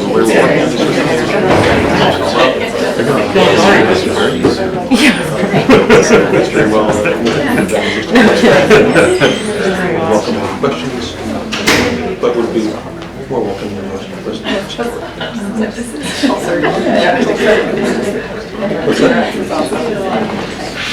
Oh. But yes. We have good reason to believe we will be successful in this application. I never see them. I save them all and then I use them email as my final. It's kind of bad. I'm the same. Be a bad place.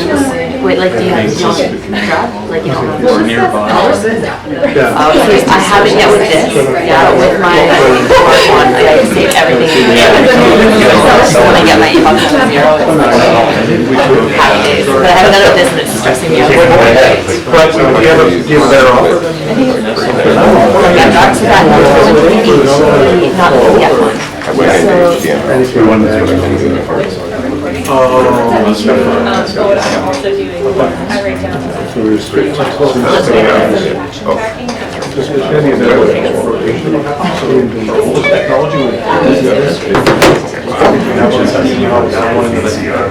You know what, I didn't. So if you're doing it, just need to do Oh, yeah, no, that's sorry. Yeah, that's probably, so don't worry about it. I did this morning, like, I should add that, and I didn't. So I'll let you know if we end up having one that's. It's in the. Police force have policy. I'm leaving in a minute. It needs a lot of. We'll let you know. Not some kind of suggestion that we took it off.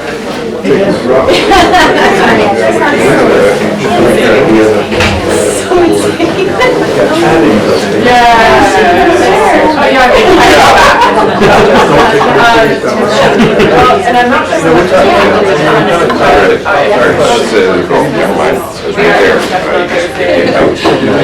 Yeah, I had I just think of Bobby Lack, the Bobby Lack story.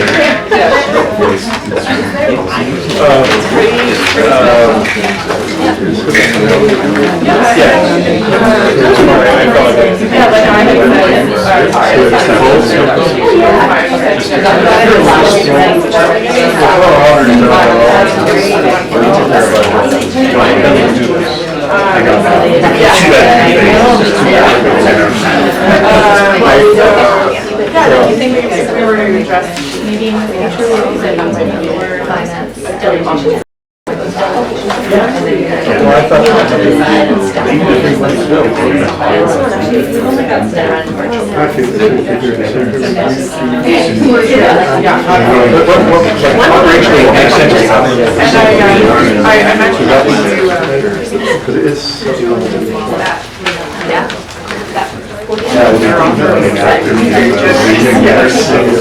Now, when and where is it? The public part is, well, I have to go to the public meeting. I have to report season. Oh, that's four. That's four. We're supposed to have the DJ.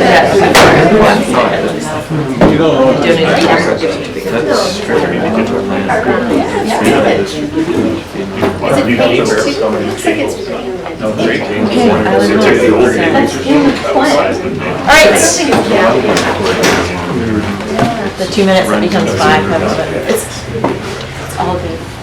2 Tofino minutes. It's 2 Tofino minutes. Okay, thank you, everybody. All right, Nyla, thank you. Hey, good morning, Mayor and Council. I'll check the time there. Okay, so this is a report regarding the 2019 Tactical Plan and Affordable Housing MRDT Plan, and I'll just provide a little bit of background. There is quite a bit of background in my report, but this report is in follow-up to the presentation that Tourism Tofino provided in October regarding the 2019 tactical plan, which explains how, describes how the funds will be spent in the following year, so for 2019. This report also provides an affordable housing MRDT plan. If council recalls, the THC requested that the additional funds that will be received through online. Oh, I'm sorry. One moment. I was wondering about that. Yep, I forgot. Councillor Chalmers is going to declare a conflict of interest, and that was totally my fault for forgetting. Okay. Go ahead, Councillor Chalmers. So I have to declare a conflict of interest for 8.5 and 8.6 since I'm on the Tourism Tofino board. Thank you. Sorry about that. No worries. Sorry. I'm not saying sorry again today. All right, keep going. Okay. So in the summer of 2018, the program requirements for the municipal and regional district tax were amended to allow for online accommodation platforms such as Airbnb and MRDT to charge the tax, and essentially that is referred to as the OAP revenues, and those revenues can be used for affordable housing initiatives. Council has made the decision to do so. The Housing Corporation has applied for, or would like to apply to use those funds for affordable housing initiatives on the district's behalf. So this report recommends three things. It recommends approval of the final draft of the 2019 tactical plan as presented by Tourism Tofino. There is one change made. Most of the changes are to do with formatting, but one is the addition of those OAP revenues and then a subsequent expenditure line item showing that they will go to affordable housing initiatives. The second recommendation in the report is to review and approve the MRDT Affordable Housing Plan as submitted by the Tofino Housing Corporation.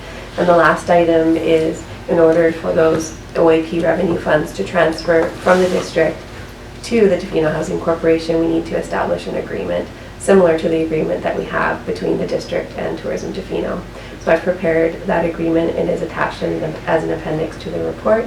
And if council agrees with the content, we will have to execute that agreement before any funds can be transferred to the THC. Thank you. Okay. Questions? Councillor Anderson? This is just the accommodation that uses an online booking service. Can this program capture any other short-term rentals if they're not using it, or is, I'm just wondering how far it goes. Does it just get use taxes that are applied to Airbnb and other similar platforms, or does it go wider than that? I don't know what the comprehensive list for online accommodation platforms. I used Airbnb and VRBO as examples. I'm not sure how far it expands. I'm wondering if... Because I mean, just in a sense, probably every vacation rental has an online booking component. So This only applies to the large online booking systems. Okay. So I'm aware of the agreement with Airbnb. I don't know if the province has yet struck an agreement with VRBO, but it intends to. So for those big booking companies that do this, but it does not, this program is not for, say, an independent homeowner that does not use Airbnb and instead just does bookings over the phone and takes a credit card. I'm very happy to have it, but I'm just wondering how far it could be applied. Thank you. Question? Yeah, I've asked this before, but I'm still not clear. We have the plan from Tourism Tofino that we've heard and supported. Then, since then, we've had the OAP. This is strictly between the district, the province, and the THC, is it not? Like, the OAP doesn't have anything to do with the Tourism Tofino plan, for example. No, but in order to submit a It's comprehensive, yeah. tactical Okay, plan, we've yeah. included that as the line item. Perfect. But no, the funds will not be going to Tourism Tofino. Yeah, thank you. Okay. Thanks. Yeah. All right.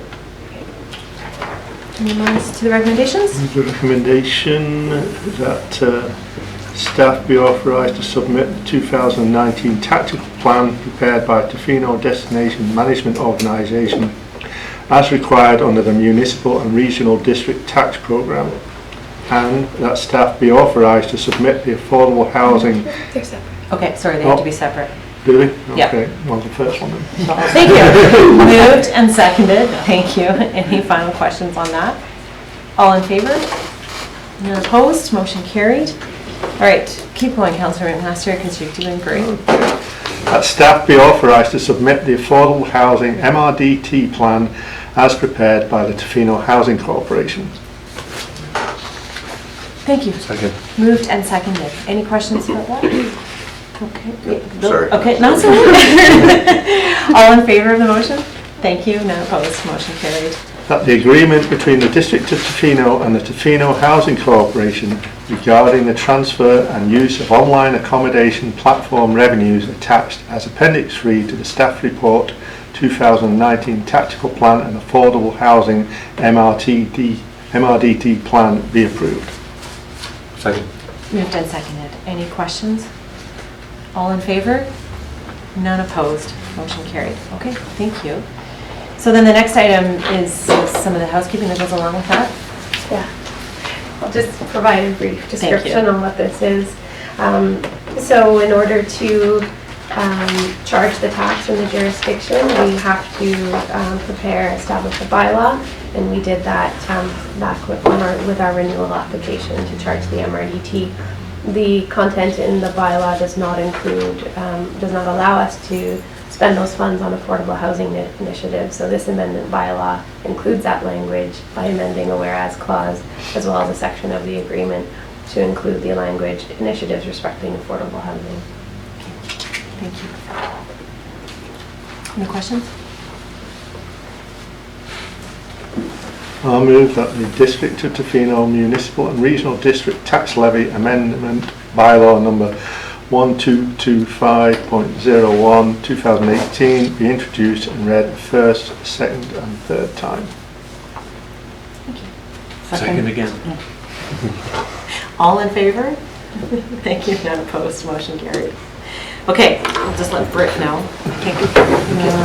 Thanks. Is there a tax levy amendment bylaw? 8.6. We just did that. So we just Oh, yeah, okay, sorry. Yeah.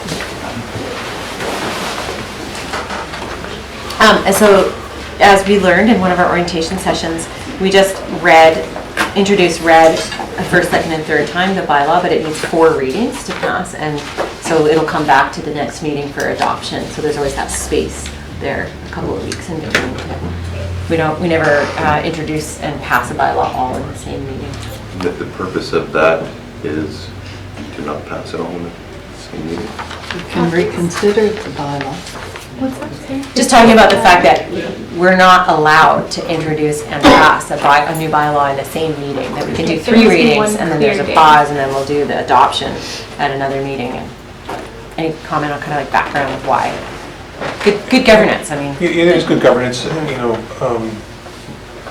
adoption often gets referred to as a rubber stamp process, but it is, it's reconsideration. It's to give council that moment to consider, is this the right thing to be doing?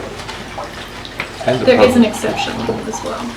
For zoning bylaws, they can be adopted at the same meeting. They have 3rd reading. Right. And presumably that is taking into account the public hearing process that's already happened. Right. Yeah, zoning bylaws are different. A little bit different. Okay, so we're going to flip back up to the first report, 8.1, the general local election results.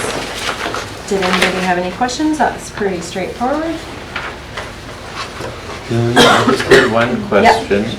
In the past, we've seen come forward at the same time, and maybe this will come forward at a later time, but we used to need a council resolution to destroy the ballots once we agreed on results. Is that still part of the process, or is that some leftover from the past?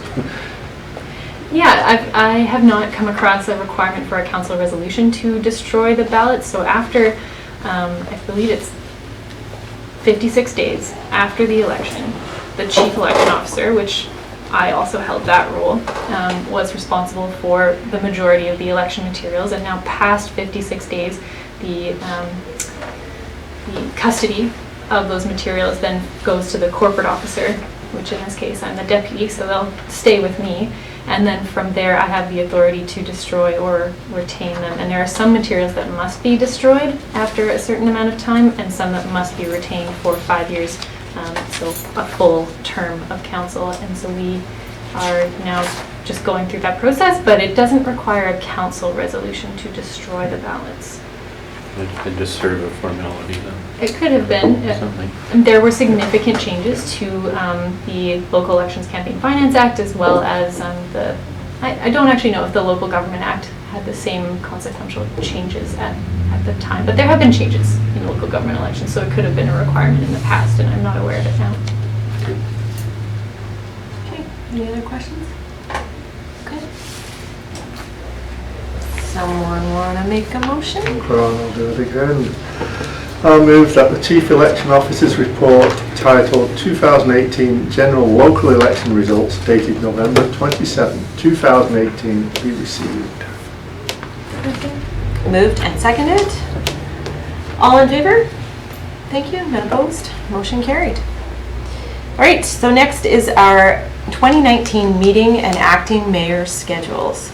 So 2 things before us. First is the schedule of regular council and committee of the whole meetings, and we'll deal with that first, and then second we'll deal with the acting mayor schedule. But before we go recommending what's in the report, Elise and I have discussed a couple of items. And so first of all, if you want to turn your attention to the actual schedule itself. On February 18th, a committee of the whole meeting was scheduled. But because BC has made the decision to line up Family Day with the other provinces, Alberta and Ontario, that actually is Family Day. So the suggestion is to move that forward by 2 weeks so that that committee of the whole meeting would occur on March 4th. So that's the first. The second was discussion over the years has been around having a break in July and August. And so for some years we went to having one council meeting in July and one council meeting in August, and then dealing with each other and with our staff, we decided that that was too infrequent. And so what we did was, and you'll see in the proposal there, is to have one council meeting in July and 2 council meetings in August. However, there is a COW meeting that's scheduled for Monday, July 29th, and that sort of effectively eliminates part of the purpose of having that little summer break, because it's pretty much in the same week that we would have had a council meeting almost anyways. Because the remuneration bylaw only allows for 1 absence from a committee of the whole meeting, that anybody who is really busy in the summertime or takes their holidays in the summer with their kids or whatever is a little bit of a disadvantage to miss that particular committee of the whole meeting. So my suggestion, and talking to Elise then, is to move that forward to the 19th of August so that there'd be 1 meeting in July and 3 in August. The reason for keeping a COW in summer altogether is in particular for the planning department, because permissions to proceed that come forward that we deal with at committee of the whole meetings, it kind of creates a bit of a backlog for them when we go 3 months basically without doing a committee of the whole meeting, and so they would prefer us to keep a committee of the whole meeting in the summertime at some point. So I certainly invite comments on those 2 potential changes before I make any motions, but anybody else have any? Yes, yeah, please. I know it's not the most desirable to have COW meetings the nights prior to the council meetings, but in terms of events and scheduling and the kinds of things that come up for businesses, I don't know, you know, if council thinks in the case of a summer COW meeting, it's better to line them up. Oh, so for example, put the August 19th proposed COW onto the 12th? Yeah. Is that what you're thinking? Yeah. The day before. Right. That's See, so, I can live with that happening once. Yeah. Yeah. Okay. I'm just wondering if Yeah, staff thanks. want to comment on that. I saw a little nod there. but- Actually, that's just fine. Yeah. Once Okay. a year is better than multiple times. So in terms of motion making, do Um, you want to do this in 2 separate motions, one to amend it? Okay, so in that case, I'll make a motion to amend the District of Tofino regular council. Oh, sorry. I just, Yeah, go ahead. I don't, because the new code. I'm just in questions about the scheduling and the meeting times were one that I know this discussion at previous councils, the 10 a.m. Morning schedule time. I'm one member that would, I don't know if this is the appropriate time to have that discussion of 10 o'clock, and I know I'm somewhat familiar with the rationale for that 10 o'clock time. For some of us, due to our other work commitments, the timing, it would be difficult, and obviously if that discussion could happen in terms of a later time for those meetings, I would like to have that. I know it might not go in my favor, but I would certainly like to, if this is the appropriate time. Well, sure, let's have a conversation about it. And I don't know if we'll make a final decision right now, and it might be something we want to try this for a couple of months and see how it goes for you, and then, you know, really get some feedback about your challenges.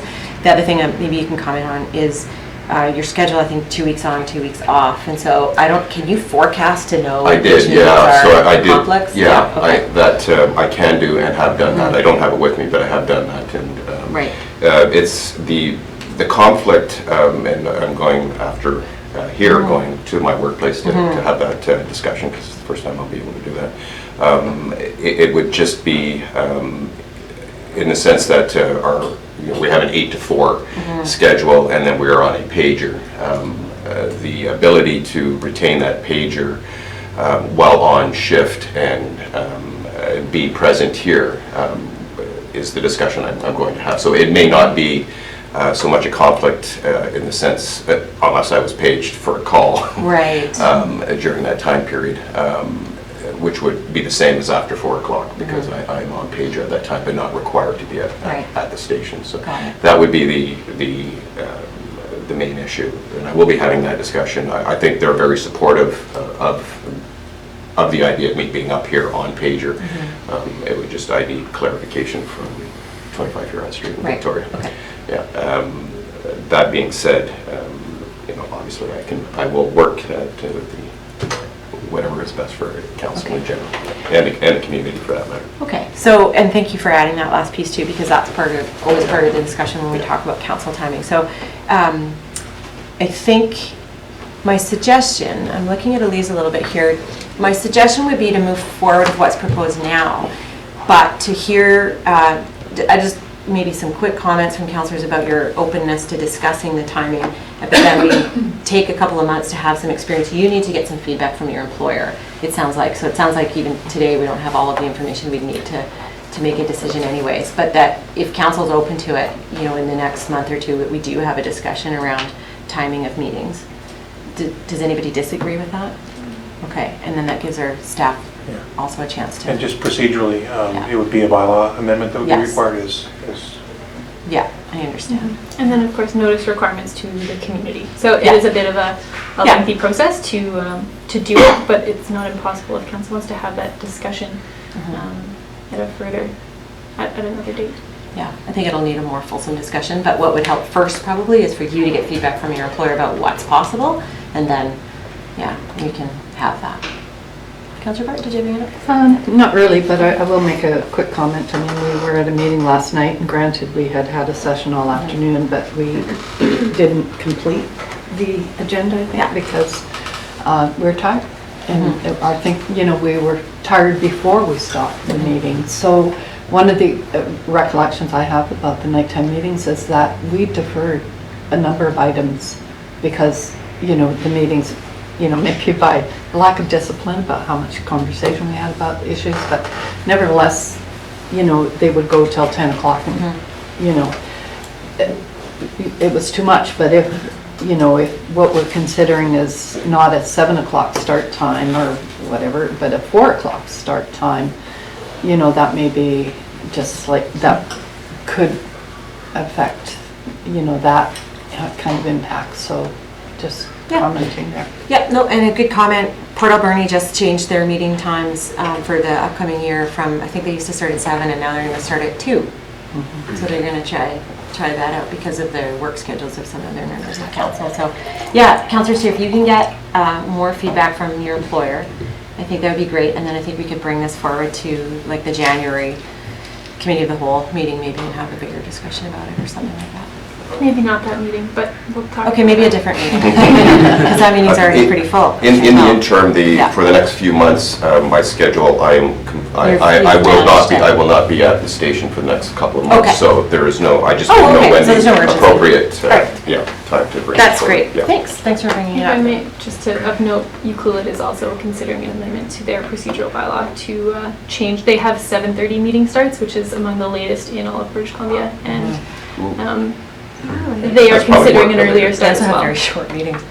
Yeah. Or not. Or maybe the new council will. Yeah, right. Yeah, so. Okay. Okay, so in that case, I would propose to amend or I'll move to amend the District of Tofino Regular Council and Committee of the Whole schedule to remove the Monday, February 18th COW meeting and schedule it for Monday, the 4th of March, and to remove the July 29th Committee of the Whole meeting and move it to Monday, the 12th of August. Second. Okay, seconded. All in favor? Thank you. Motion carried. And then move the schedule as amended.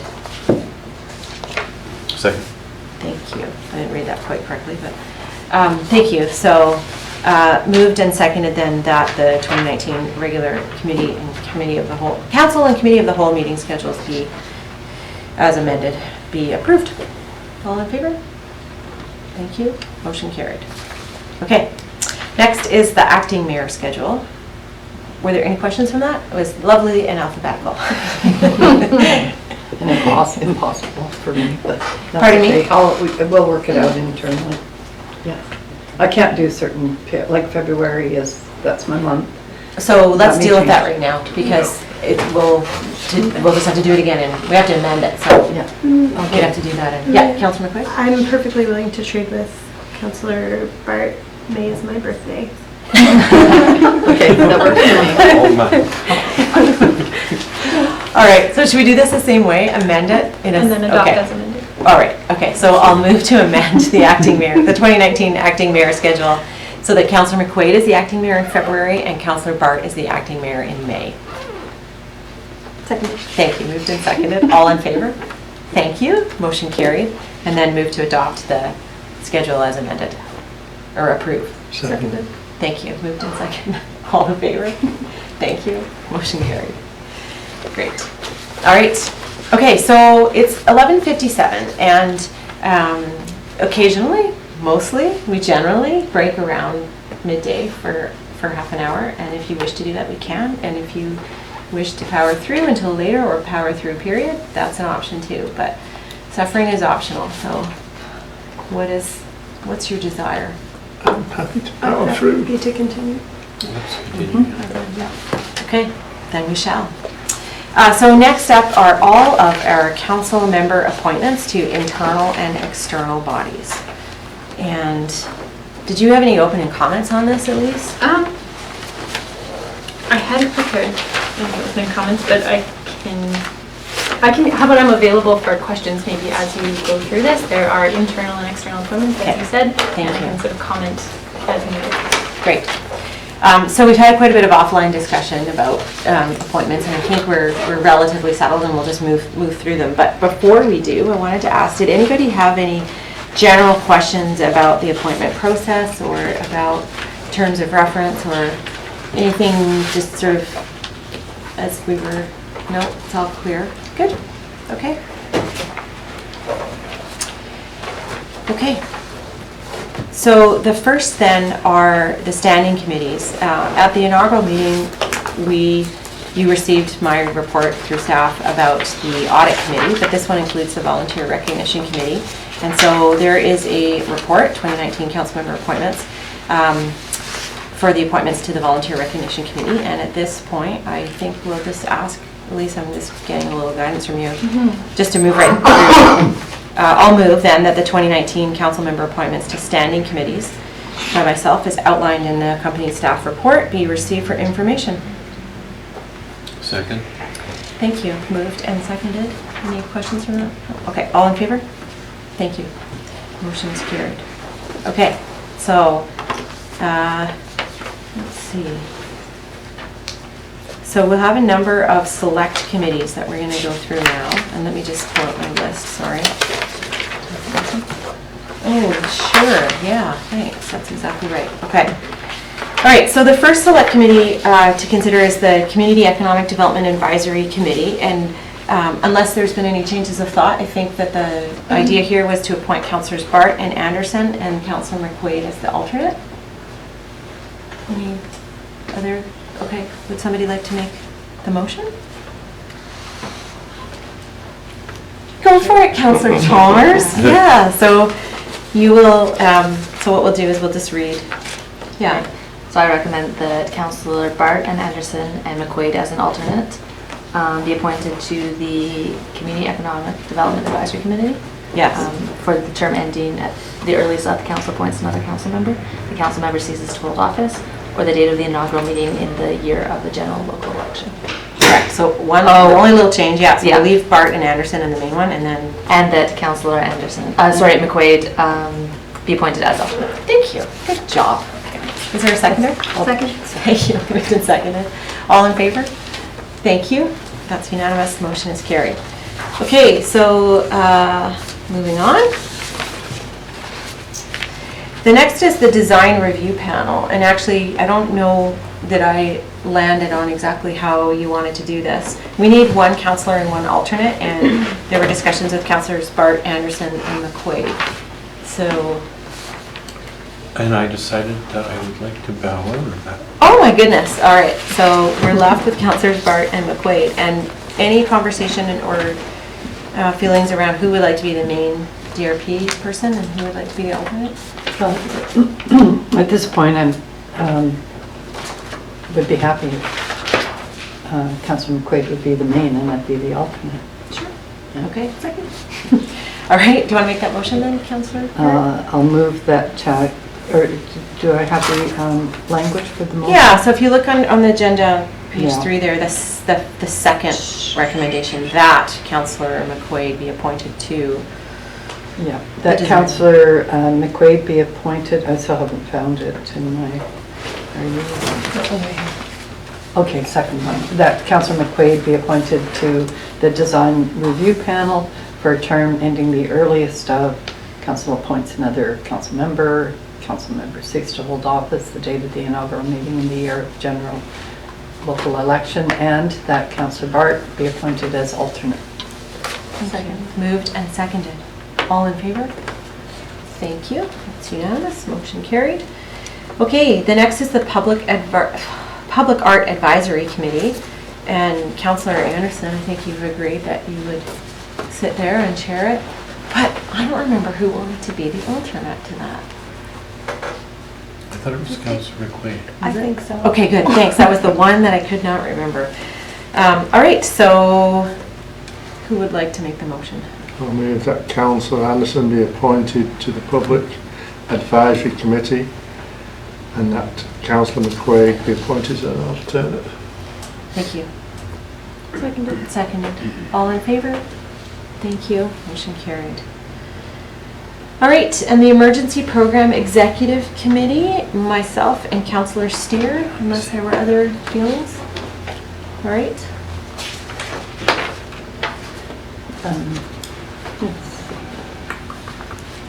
I'll move that Mayor Osborne be appointed, Mayor Osborne and Councillor Steer be appointed to the Emergency Advisory Emergency Program Executive Committee. Thank you. Is there a second? Second. Seconded. Thank you. All in favor? None opposed? Motion carried. Okay, so that's the select committees, and now we move into the boards, commissions, other bodies, the external bodies. And the first is the Tourism Tofino Board of Directors, and I've asked council to consider reappointing me back to the Tourism Tofino Board of Directors, and I'd love to have a discussion in a year about changing that. Or in April, well, yeah, or maybe even before April 2020, but go ahead. Motion? Okay.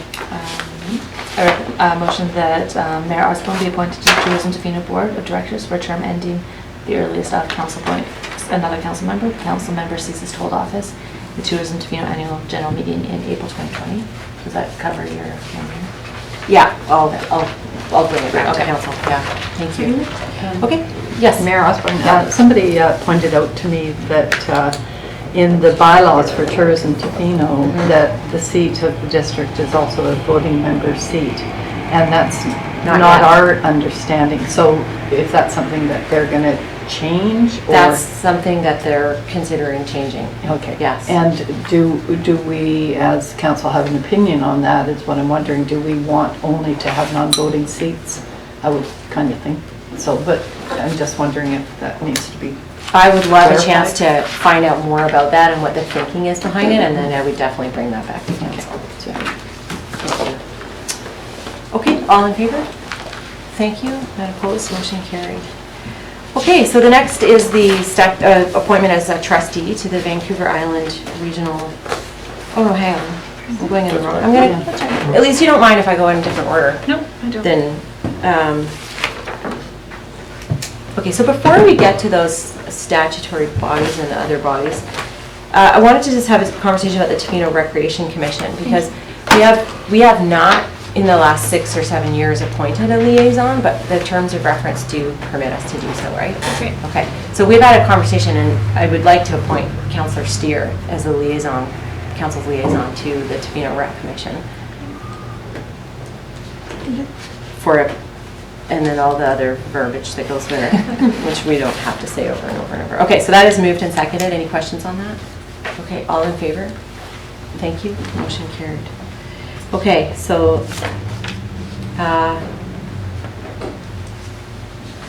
all right. Well, it doesn't matter if we do the Municipal Insurance Association or the Vancouver Island Regional Library. Let's do the Vancouver Island Regional Library Board of Trustees. So they're looking for a trustee for a term of approximately a year, and it's been suggested that Councillor McMaster would take this and Councillor McQuaid as the alternate. Okay. That Councillor McMaster be appointed as trustee and Councillor McQuaid be appointed as alternate to the Vancouver Island Regional Library Board of Trustees beginning January 1st, 2019 for a term ending earliest of council appoints another council member. The council member ceases to hold office. The council member is removed for causes provided under the Library Act. December 31st, 2019. Thank you. Seconder? Second. Thank you. All in favor? Thank you. None opposed. Motion carried. Okay, and then with the Municipal Insurance Association, are we good to go with Councillor Anderson and Councillor McMaster as alternate? Okay, then I'll move that Councillor Anderson be appointed to the Municipal Insurance Association as the District of Tofino's voting delegate, and Councillor McMaster be appointed as alternate for the same terms as all of the other motions we've made. Seconded. Pretty much. Thank you. Moved and seconded. All in favor? Thank you. Motion carried. All right. So now we have the Tofino Harbor Authority, and Councillor Steer, I think, is going to take this appointment. I'll make a motion. Thank you. Move that Councillor Steer be appointed to the Board of Directors of the Tofino Harbor Authority for a term ending the earliest of council appoints another council member. The council member ceases to hold office the date of the inaugural meeting in the year of general local election. Thank you. Second. Moved and seconded. All in favor? Thank you. Motion carried. All right, the next is the Wickaninnish Community School Society, and Councillor McQuaid is going to take this with, I think we went Councillor changed it, Chalmers? yeah, Or, we or did you, which direction did we go? I thought we switched to me for Maine since you're on a lot, but I could be wrong.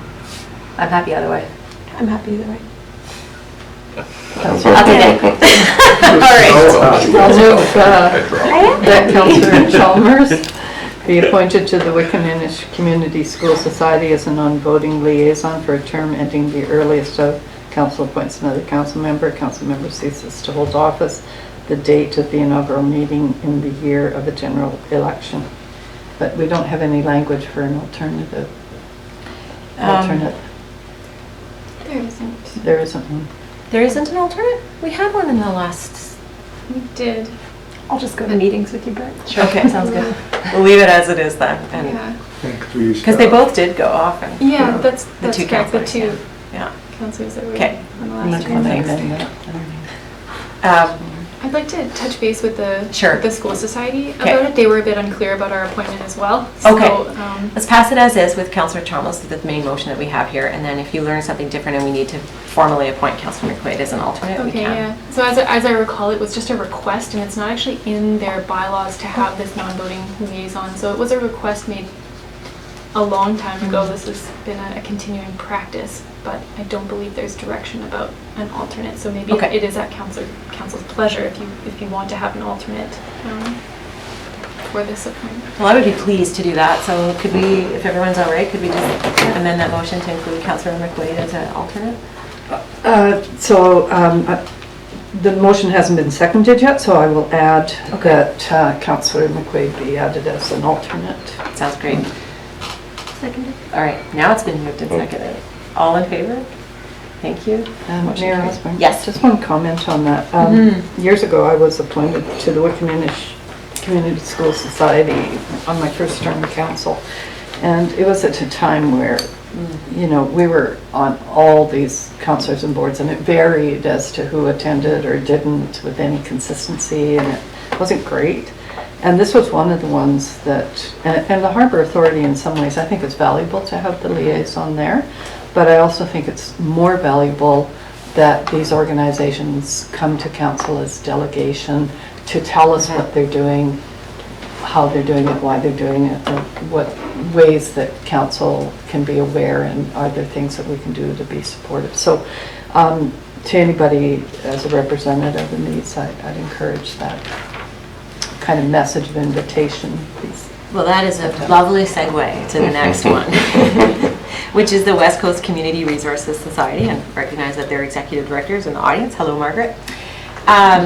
So I have had a discussion with Margaret about this, and you all know that I'm recommending that we not have a formal appointment from us to that society, and instead do exactly what you're suggesting, Councillor Bart. And I think Margaret understands and agrees that having the society come, not only come once a year to tell us about what they're doing, but we also discussed perhaps an invitation over to their office here at some convenient point where we could go over and learn a little bit more. Because I had the opportunity to go to the AGM this year, it was just such a great time to learn about everything they were doing. And Councillor McMaster, thank you for serving as a liaison. If you disagree with this opinion, please. No, I don't. Okay. That it would be, and as I explained to Margaret, it's that challenge between getting information back to council in a way where a specific member of council isn't always being specialized in sort of what they're hearing and seeing, but that there are some places we just really need to hear from the organizations as a whole council so that we have the information. So that is something to remember for the Wickaninnish Community School Society. And you're right, I don't think we've ever had them come to, I'm trying to think, maybe once many years ago they came to present, but that's an invitation we could extend, or through our liaisons we can extend that. So okay, so in that case there's one left, and that is a new one, and that is the Coastal Community Social Procurement Initiative Steering Committee. So returning members of council will know that this is an informal group that's existed for the last 2 years that I've been attending, and that this group now, with funding and actually launching a social procurement initiative on Vancouver Island as a hub for local governments to tap into and learn and implement social procurement. We discussed this yesterday at our orientation, but Tofino's not alone in this, and so being able to be in a learning environment and compare what we are doing with other local governments, and for us as a region as a whole to collect indicators and statistics that are meaningful so that we can show the provincial government kind of how this works and why we're doing it. That's the reason for the hub. In the last council term, the Tofino Council agreed to invest in the hub, and so we're paying just under $500 to participate in this for the next 2 years. So there is now a formal steering committee that's guiding the initiative, and there's an opportunity for one elected official and one member of staff to sit on that steering committee. And so I would ask for your consideration of appointing myself and Nyla as Tofino's representatives there. I'd make that motion. can you read it out as required? That Mayor Josie Osborne and Nyla Atiana, Director of Financial Services, be appointed to the Coastal Community Social Procurement Initiative Steering Committee for a term ending the earliest of. Council appoints other members, council member ceases to hold office, or the staff member is no longer employed. Oh, I can't say that. Staff member is no longer employed by the district, and completion of the Coastal Community Social Procurement Initiative in 2020. Thank you. All right, all in favor? Thank you, motion carried. All right, so that's the end of the appointments. Did I miss anything? No, well done. Woohoo! Good. Yes. Board of Variance and The Board of Variance hasn't had a liaison on it. No, and it is a statutory body without Right. council appointments. Yeah, that was yeah. Okay. Thank you, everybody. All right, so we're going to move on to the Tofino Long Beach Chamber of Commerce fee for service agreement. Any opening comments that you wanted to make, Elise? Or? Sure, I'll stand and take questions.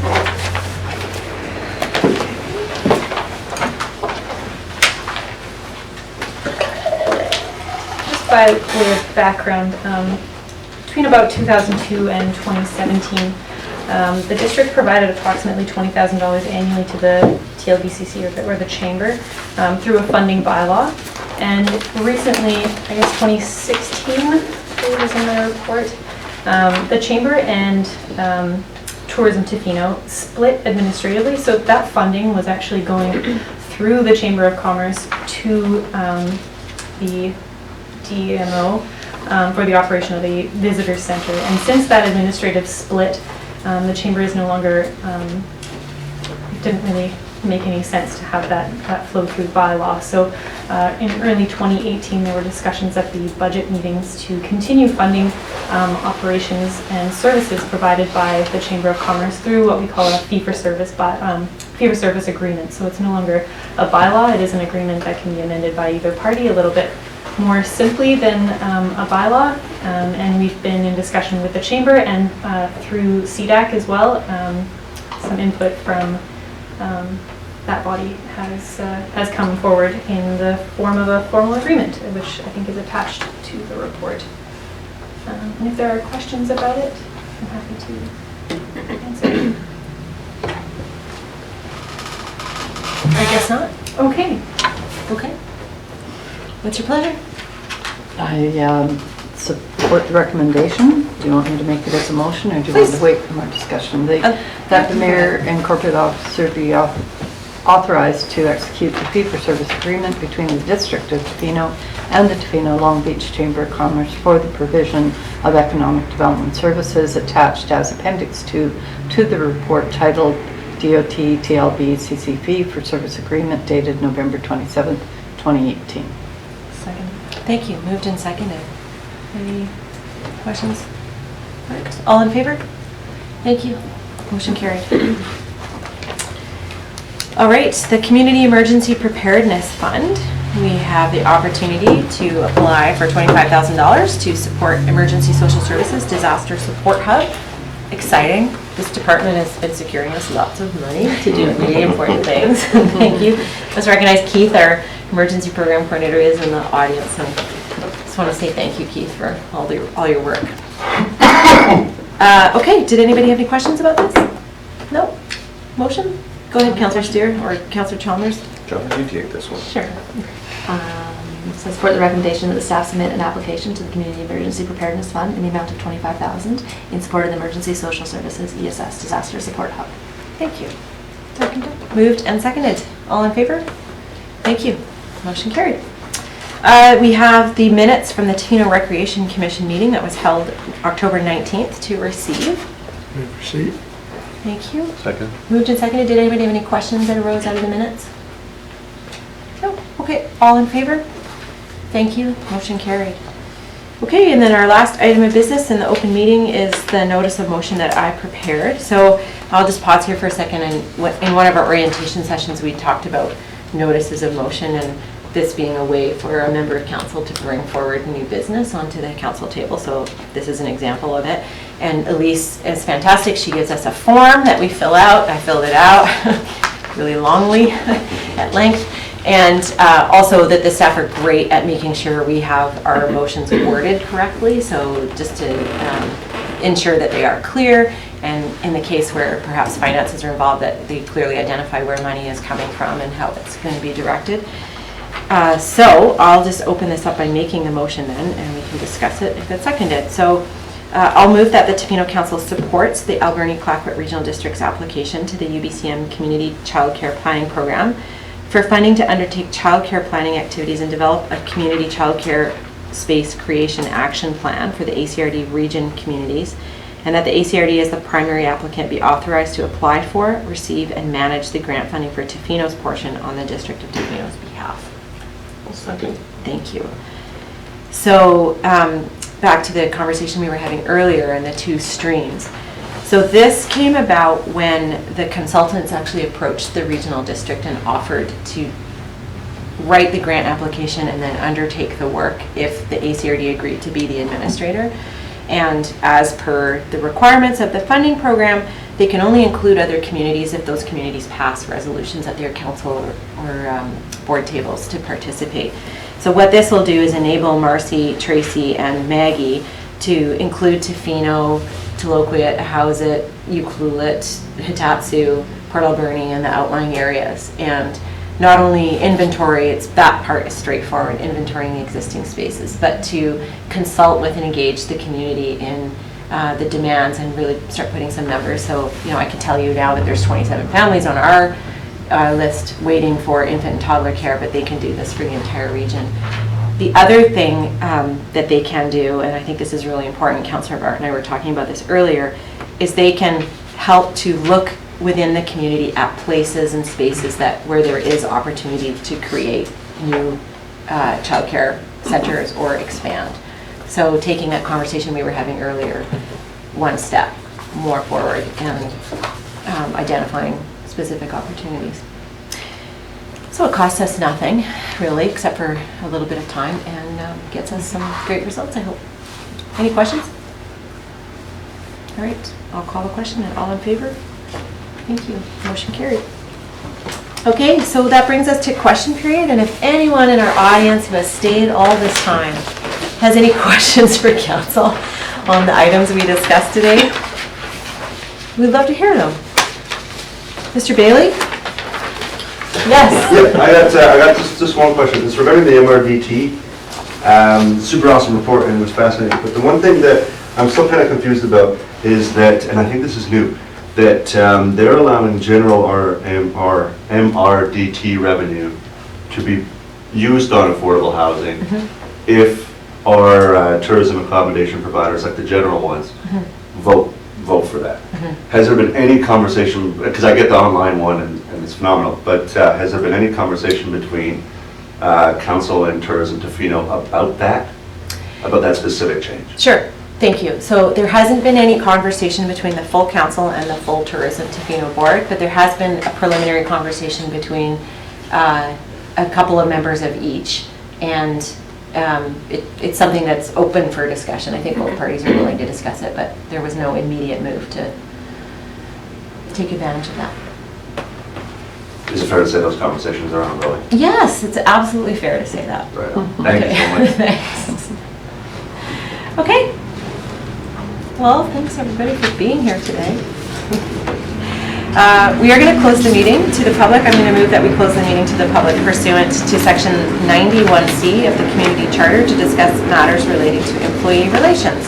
Seconder? Thank you. All in favor?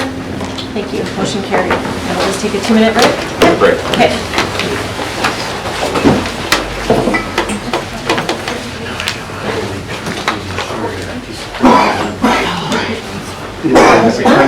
Is it weird to have that back? Like, see people? Yeah, okay. We were talking about Tell me about it. Yeah, Elise and I talked about that this morning, about doing that, just kind of. So we'll try